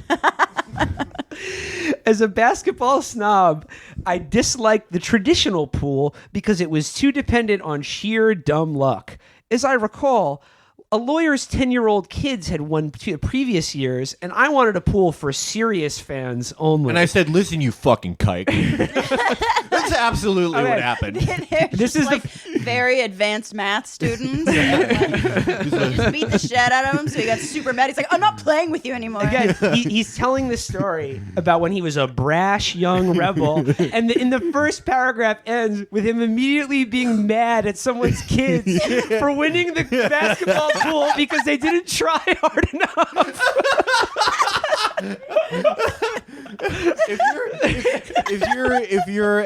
If you're not a conservative by age 40, you have no brain. But if you're not conservative by age 20, you've never been outsmarted by a child.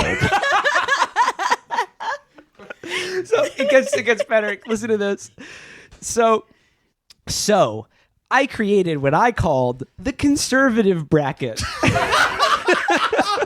You know, we had like fun names for the teams, like the Kentucky Welfare Queens. He says the conservative bracket is a pool that put a premium on picking upsets.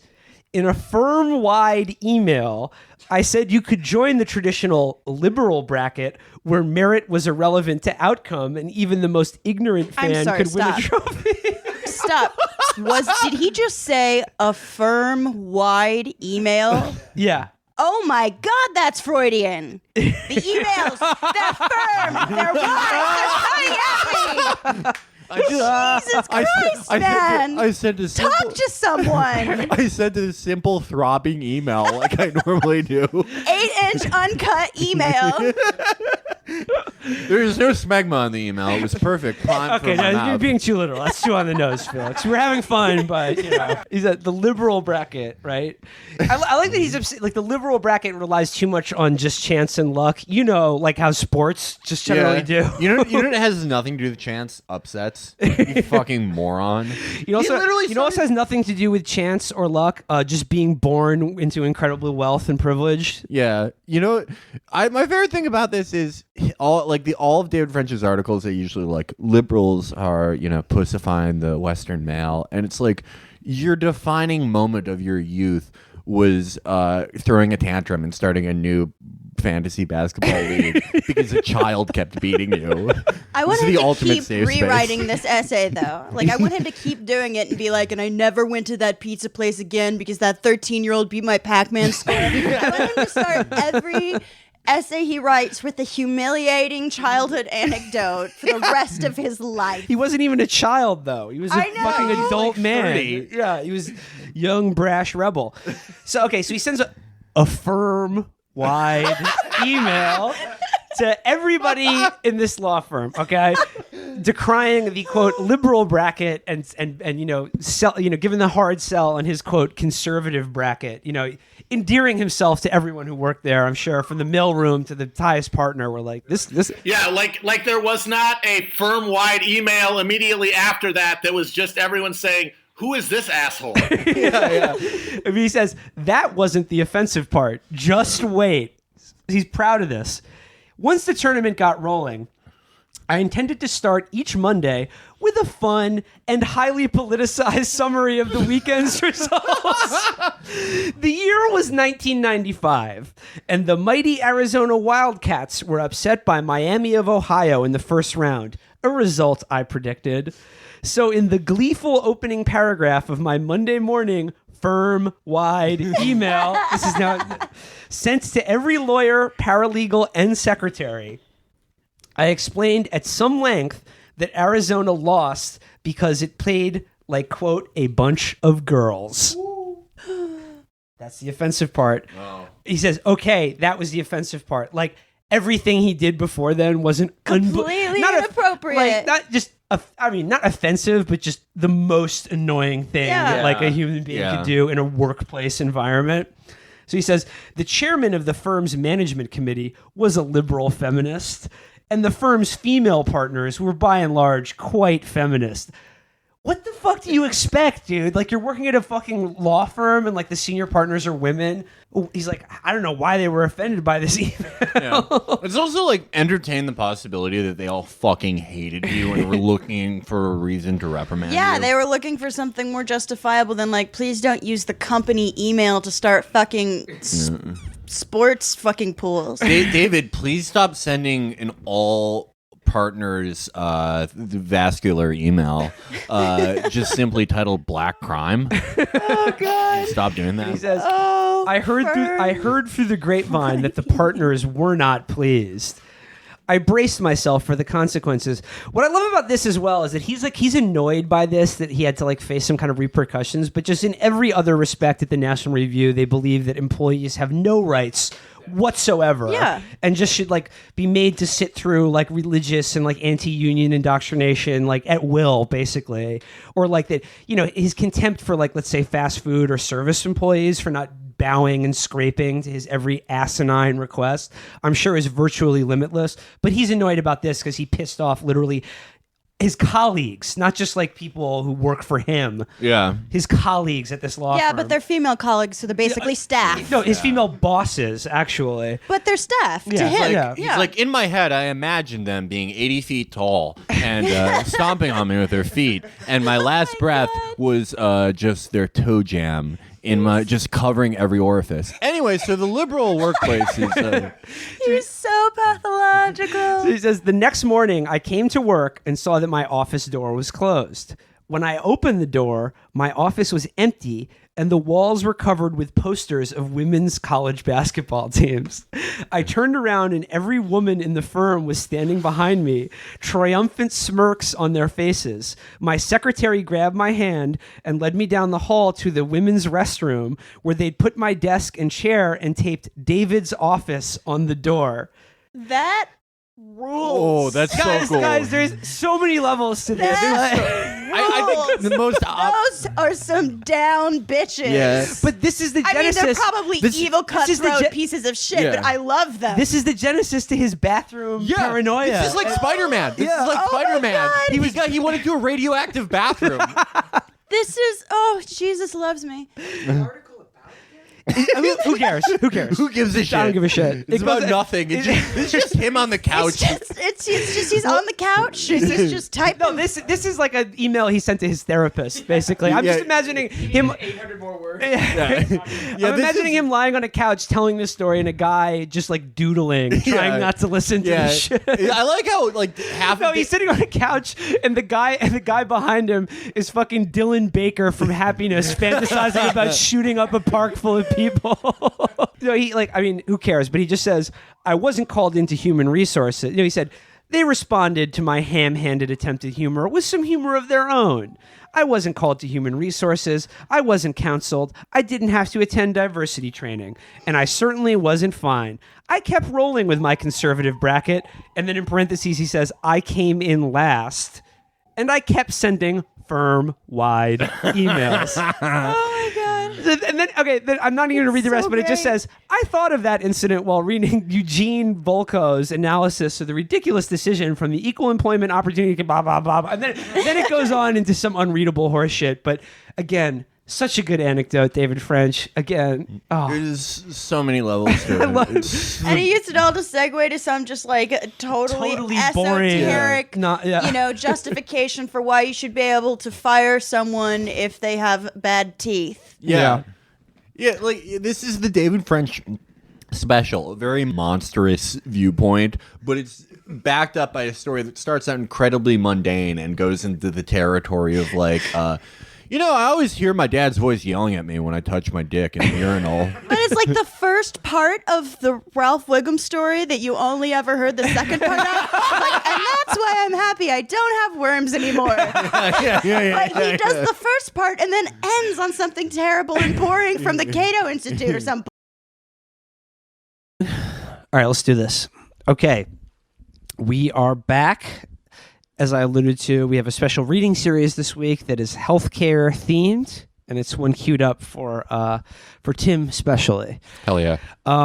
This reading series, we're returning to an old favorite. I feel like we're doing the Chapo reunion tour over the last couple episodes, but our favorites, they're our favorites because they always deliver and they always come correct. And this time, we're talking about my man David French.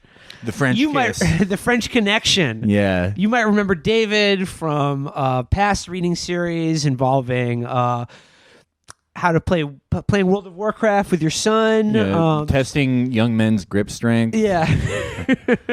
He's had a lot of hits. The most recent one before this, where he got outwitted by a child in an office basketball pool. Yes. Oh, that guy. Yeah, that was Okay. So cool. Is he the guy that somebody wanted to run for president but nobody else Yes, did? exactly. Okay. Bill Kristol briefly floated him as a possible presidential candidate, but even he was just like, I don't have the charisma. I'm detested by my coworkers, friends, and family. Before they were like plotting on him running, Bill Kristol was like, "Now, David, you're gonna have to pretend like you're not married because women are going to be too attractive to you and they're going to want to be with you. So you have to take that wedding ring off." And he just wouldn't do it. Nope. He's too principled. Nope.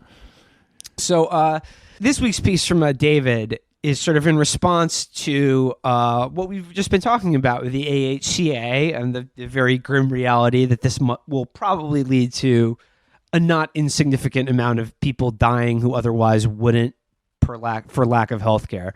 So David, will see that. He'll see that, and he'll raise an interesting thought experiment here.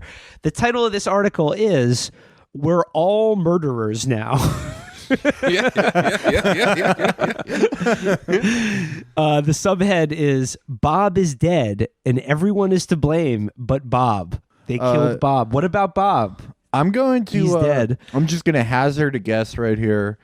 I'm going to guess that this reads sort of like an 8th grade experimental nonfiction where he's sort of trying to spread his wings, but he's 67 years old. And Bob is a man of contrasts. Yeah, he's been writing the same way his entire fucking life, just a joyless husk who condemns people for anything and has a list of grievances about mild pranks that were played on him 40 years ago. By children. By children.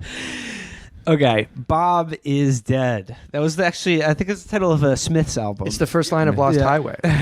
You're right. No, Dick Laurent is dead. Okay, so here's David French here. They say that high blood pressure is the silent killer. And in Bob's case, they were right. Years ago... Off to an amazing start. So far, great. Off to a great start. Years ago, Bob lost his health insurance after Republicans repealed Obamacare. So he started skipping his annual checkup. It was too expensive to pay out of pocket, and the free clinics were just too far away and too crowded. What free clinics? Wait, sorry. So I'm guessing this is like a sci-fi thought piece about the America 2020 or whatever. Yeah. And somebody has made free clinics in this country? Well, they were too far away. They were too crowded. There's one of them. It's in Canada. You have to go to Montreal. That's what he thinks Geek Squad is. So French continues, besides, he felt okay, a little tired maybe, but there wasn't any emergency, at least not until he was running across a rainy Target parking lot, carrying bags of groceries in both arms, and his diseased heart stopped. Can we note that this is Target? What does David think he's running away from at Target? Bathroom sickos. Bathroom sickos. Yeah. We know who really killed Bob. His arms were full of his shopping as he was running out of the His bags were just filled with like the male and female symbol, and he's like, "Oh no, Obama's made these illegal." Yeah. His diseased heart just popped in a Target parking lot. This is the most American death of all. So now Bob is dead. Paul Ryan and Donald Trump killed him. The prophecies had come to pass, and he lists a bunch of dumbass tweets about how Republican healthcare reform is going to kill people. He continues, but wait, maybe that's not right.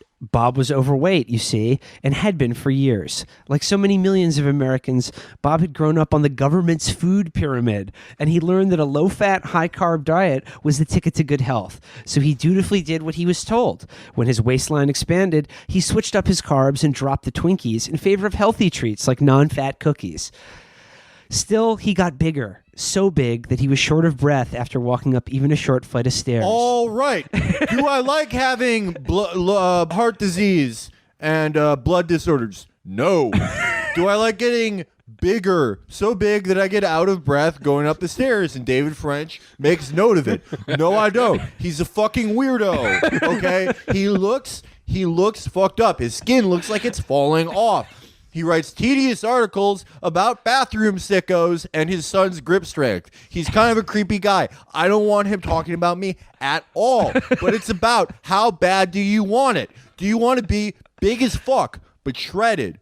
480 pounds eating non-fat cookies and then to die in a Target parking lot. Okay, maybe you don't. That's fine. That means you don't do whatever it takes. I'm Bob Piana, the subject of this article. Rich is dead. So it says, little did Bob know that those government-endorsed carbs were slowly poisoning him. How the fuck are they endorsed? He's talking about the old-style food pyramid that I know you guys all were at the bottom of the food pyramid was you got bread in the and bottom, spaghetti, you got sugars on and then top. sugar was on top. Cookies that's are all fucked sometimes up. food. The government endorsed that. Big government made people fat is the point here. So little did Bob know that all those carbs were bad. He was only doing what the government told him. They were making him fat, hurting his heart, and preparing him for that faithful day in the Target parking lot. Now Bob is dead. The nanny state killed him. Its junk science made him obese. So you see what he's doing here with this? Yeah. He's setting it up like, you think Paul Ryan and Donald Trump killed Bob, but the nanny state and their big government food pyramid, they killed Bob. It's the militarized liberal soldiers, the Girl Scouts, that are just force-feeding him Thin Mints. Ironically named after they destroyed his body and heart. Also, I'm so the sorry. Girl Scouts are gender sickos, too. They are, yeah. I just learned all the stories about Phyllis and Ernest became true right next to me. Do you want to move over there? Yeah, I'm learning a lot. I'm used to it. You like it. Yeah. Okay. So that's not it. The aperture expands. Bob's story continues.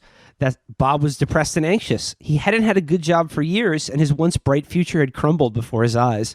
He had a promising career years ago, working with Nokia, a dominant technology company that was thriving, selling the one piece of technology that every person in America wanted, a mobile phone. Heck, Bob even heard people were ditching their landlines, buying the most lavish cellular plans. Obama gave them phones, with government money, and living exclusively mobile telephone lives. Then came January 9th, 2007, the day Steve Jobs introduced the iPhone. Yeah. If you can imagine Pearl Harbor, but without the effective counteroffensive, then you can imagine the effect of the iPhone on Nokia. What, can we talk, we're going to get in, there's a lot of funny stuff to get in here.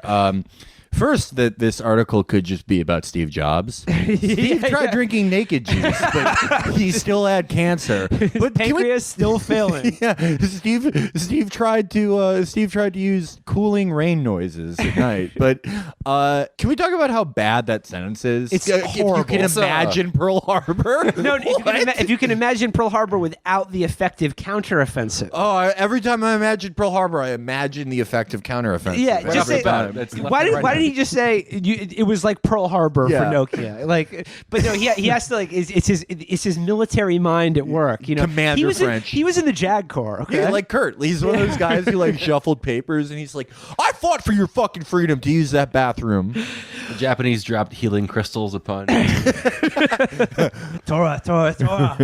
That was just instructions for using the blend. For using a vitamin. Tojo and Emperor Hirohito would get into arguments over who copied who getting the vitamins. So Bob lost his job at Nokia, and his career never regained footing. He never again enjoyed that same feeling of hope and opportunity. Depression ate away at his insides, hurting his heart until he couldn't take even a short sprint in a driving rain. Now Bob is dead. Steve Jobs killed him. The information age passed him by. This is another culprit. This is the usual suspects. David French is laying them out in the lineup. But wait, there's more. This is the sequel to The Untouchables, The Unfuckables. yeah. Bob was divorced. His ex-wife losing his kids an entire state away. She left him 5 years ago. Her job took her to Nebraska. Bob's sick elderly parents were in Oklahoma. He couldn't bear to leave them. And she told him that she wasn't going to set aside her career dreams for the sake of his family. She'd sacrificed enough. It was her time now. She had a chance to make something of herself, and he couldn't help her, or he could stay behind. He stayed behind, she pursued her dreams, and the pain of it all drove him to the bottle, where he downed beer and bourbon until alcohol placed further strains on a broken heart. Now Bob is dead. Feminists killed him. Yeah. They taught his wife that career was more important than family. Behind every bourbon bastard is an ex-wife. Wine moms killed Bob. So we've got Trump, we've got Paul Ryan, we've got Steve Jobs, and we've got Judge Ellen Powell. So feminism, family courts, a bitch ex-wife who wanted to live her dreams. Yeah, and it's Bob my was turn. That's what it sounds like. Okay. But really, Bob will live on. Not as a flesh and blood father, son, and ex-husband. Most importantly, as an ex-husband, but rather as something far more important. He'll live on as a symbol. More than that, really, he'll be a political cudgel, a weapon to use to pound your ideological enemies. Because in modern politics, arguments are about extremes, and there is nothing more extreme than death. Healthcare to the extreme. It's a literal matter of life and death. And he's he's like, how typical. People are using the death of a man to talk about racking up healthcare. hundreds of millions of symbols. Use some logic next time, libs. It's like, it's very cruel of you to politicize the death of this man who couldn't afford treatment. So this is his closing graph here. This is a short piece, but he's going to bring it all home right now. He says, who killed Bob? Let's first ask this. Whom do you want to blame? Whom do you need to blame? Because we can make almost any allegation work. But there is one thing we cannot, must not do. Our politics matter more than his choices. We cannot blame Bob. I mean, like, he kind of, like, in the first paragraph, is like, couldn't get to the free clinic. Like, kind of explained it right there. Yeah, that's literally the problem. Like, the feminists hid the clinic far away in Montreal where he couldn't get to it. I love that for David French, like, every one of these scenarios are, like, equally culpable for him fucking dropping dead in that parking lot. But here's what's funny. Like, here's what's funny to me about David French in this piece here, is that in setting up all of these scenarios and introducing this character of Bob, this poor asshole who literally died in a Target parking lot, he creates these I would say plausible scenarios for the circumstances in his life that led him to his death, right? He lays all of those out, this vast array of forces in his personal, social, and economic life that, led him to have heart disease and finally keel over. He does that, but at the end, he still wants you to blame Bob. And what's so funny about this is, like, you would think that in this article, David French has accidentally backed himself into my view of the world, but doesn't realize it. Yeah. Right. Like, okay, so, like, I think conservatives like French, and as we were talking about with you earlier, Tim, about like this whole healthcare thing and this ideology of personal choice and responsibility, they have to believe that, like, the individual's free will is the most important factor in their fate. That everyone is the author of their own fate, because if that's not the case, then really a whole lot of their ideology falls apart, right? They have to be able to blame people for the bad things that happened to them because they made bad choices. But really, David, in this scenario, has Bob really made any bad choices? Maybe he got married. He hit the bottle a little too much. He married the wrong person. He believed the government food pyramid. I mean, are these like... Right. Yeah, I mean, like, what was he supposed to do about the food pyramid thing?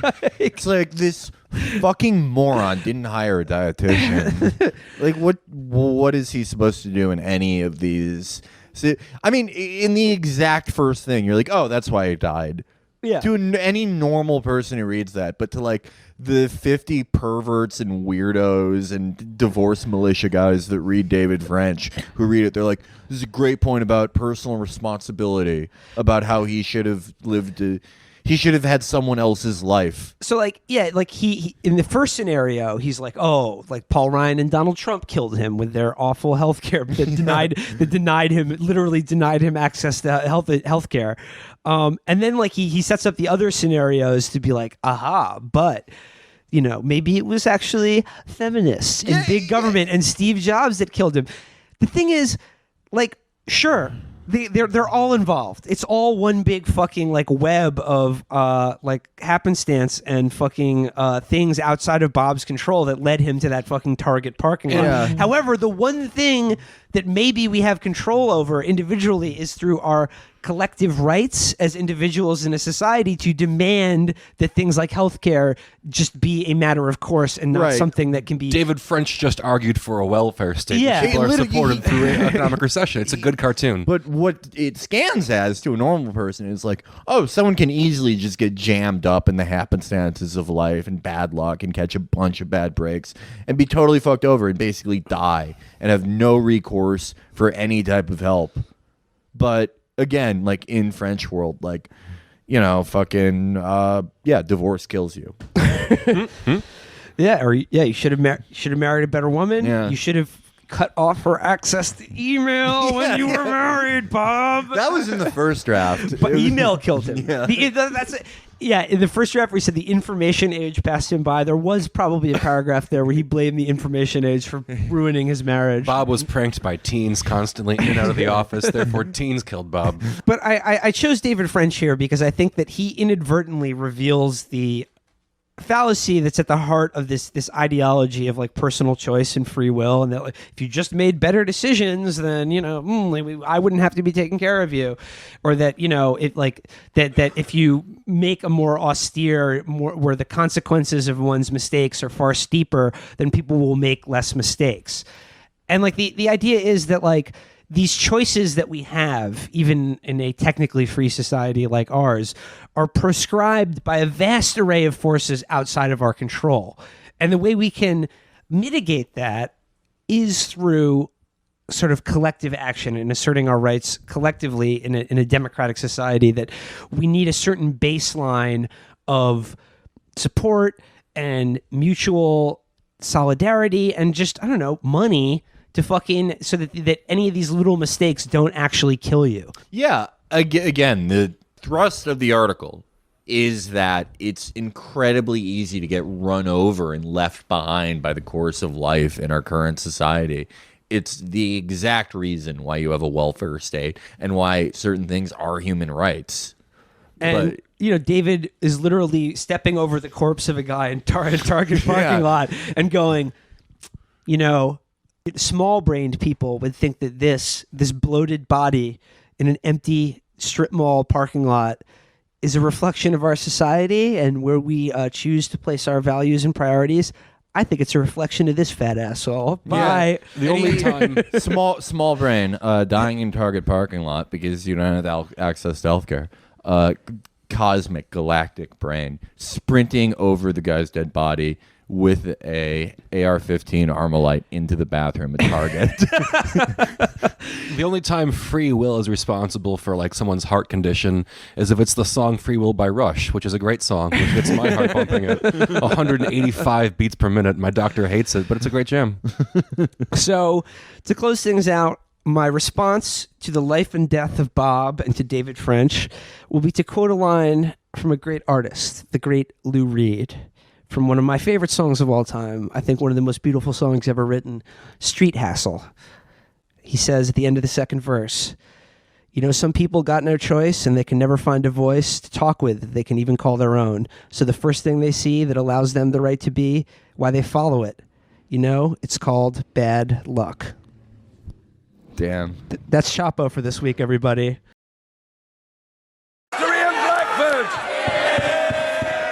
Okay, we are back with the second of our Double Down episode of interviews, but very happy to say we got another all-star for you. It's Osita Wanevu joining us again, getting his two-time Chapo appearance challenge coin. Osita is now at the New Republic, and I'm very excited to be talking to you, Osita, because you just did some, on-the-ground sports reporting from the wide world of intellectual combat. I'm talking, of course, about David French versus So Rap, Ameri, moderated by Ross Douthat at the American Catholic University.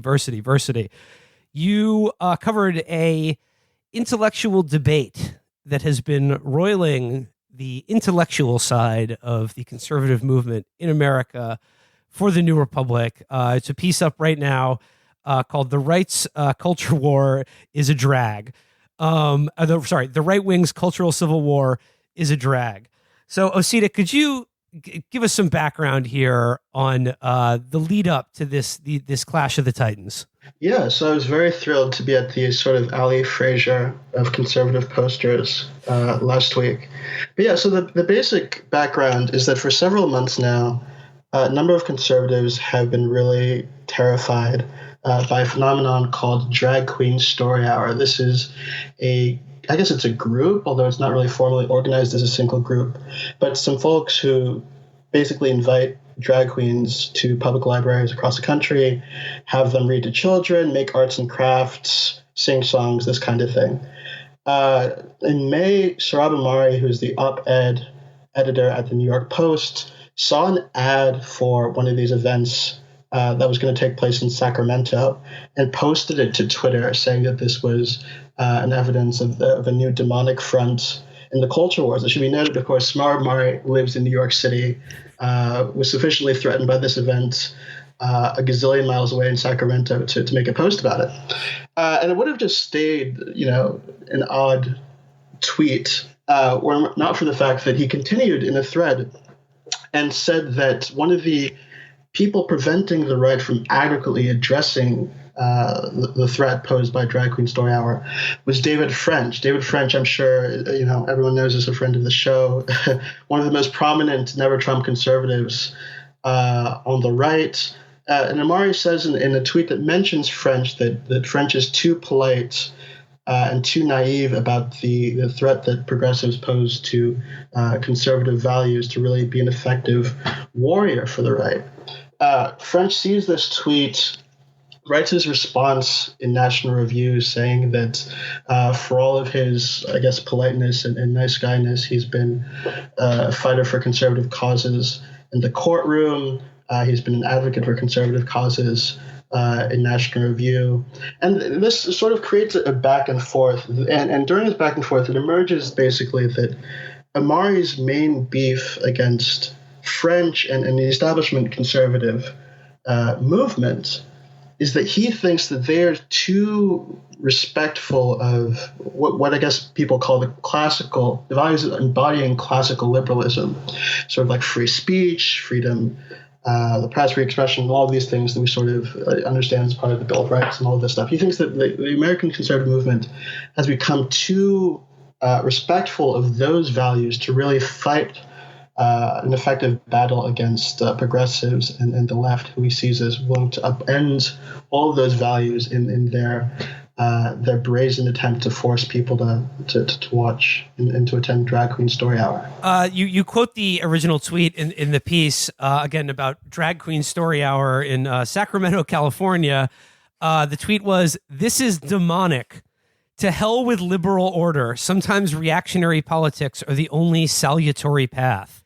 So yeah, this was the Fort Sumter, I guess, to start this right-wing civil war between him and David French.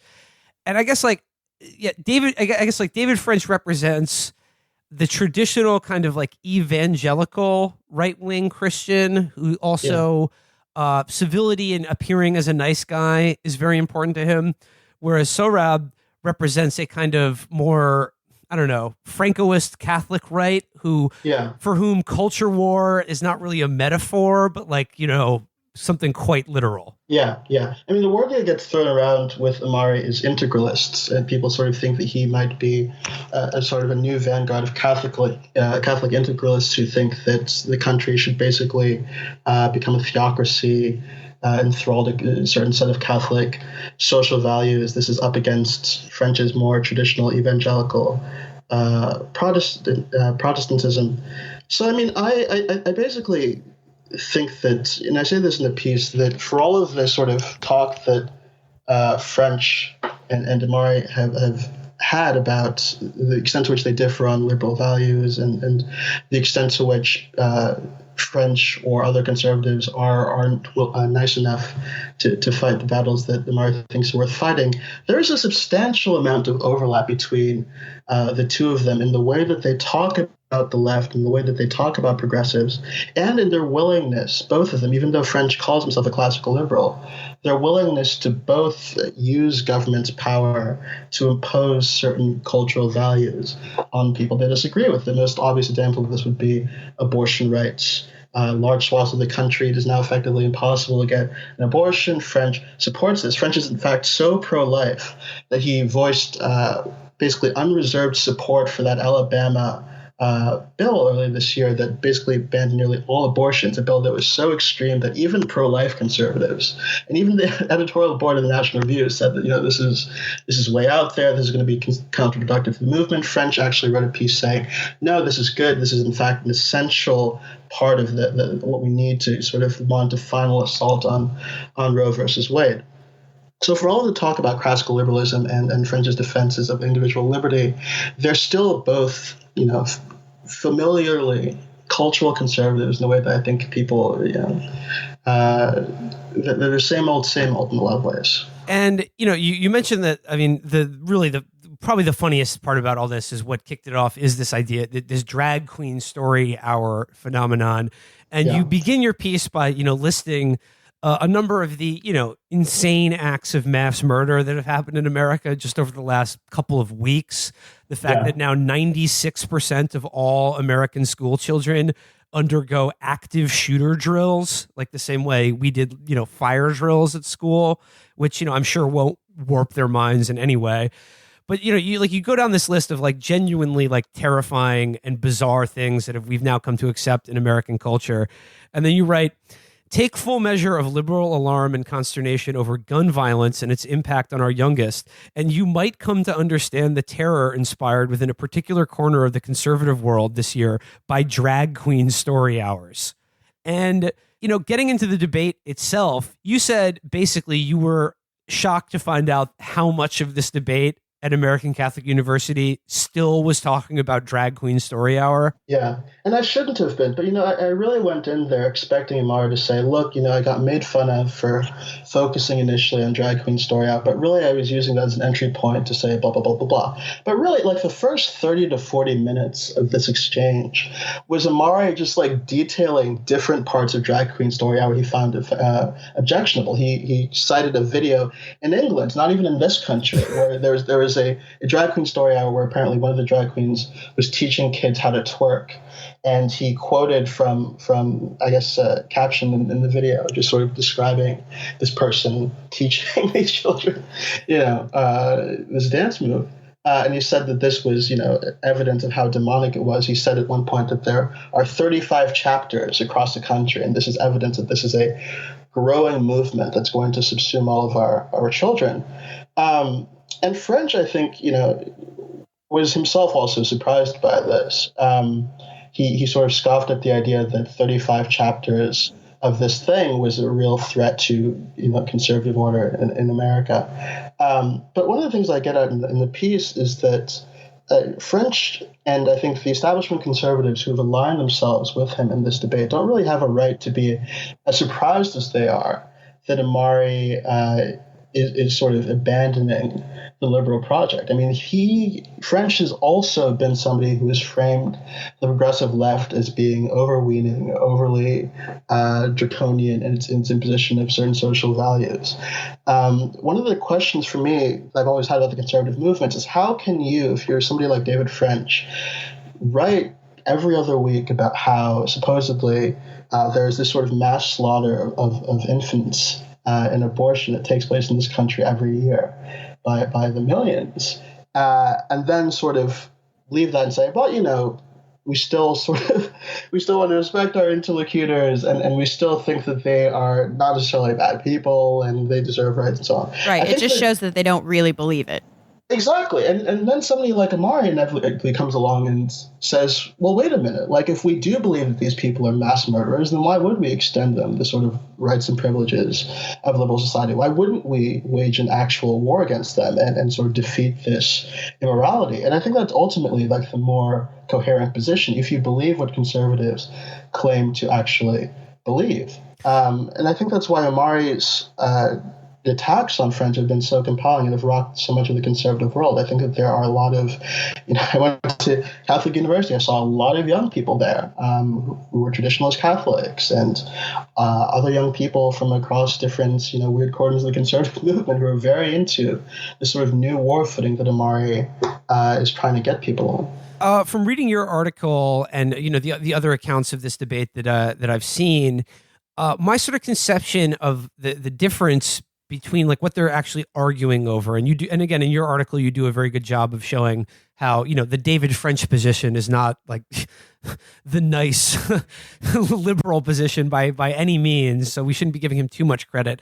But from what I can identify, it seems that the difference between them is that David French and those like him basically take for granted that the Christian right-wing point of view culturally has lost and is now a moral minority in this country, and that essentially they would like to use the state to sort of preserve the rights of their alternate lifestyle, whereas Amare is just like, no, we should impose a Catholic social order that overrides the Bill of Rights and the Constitution.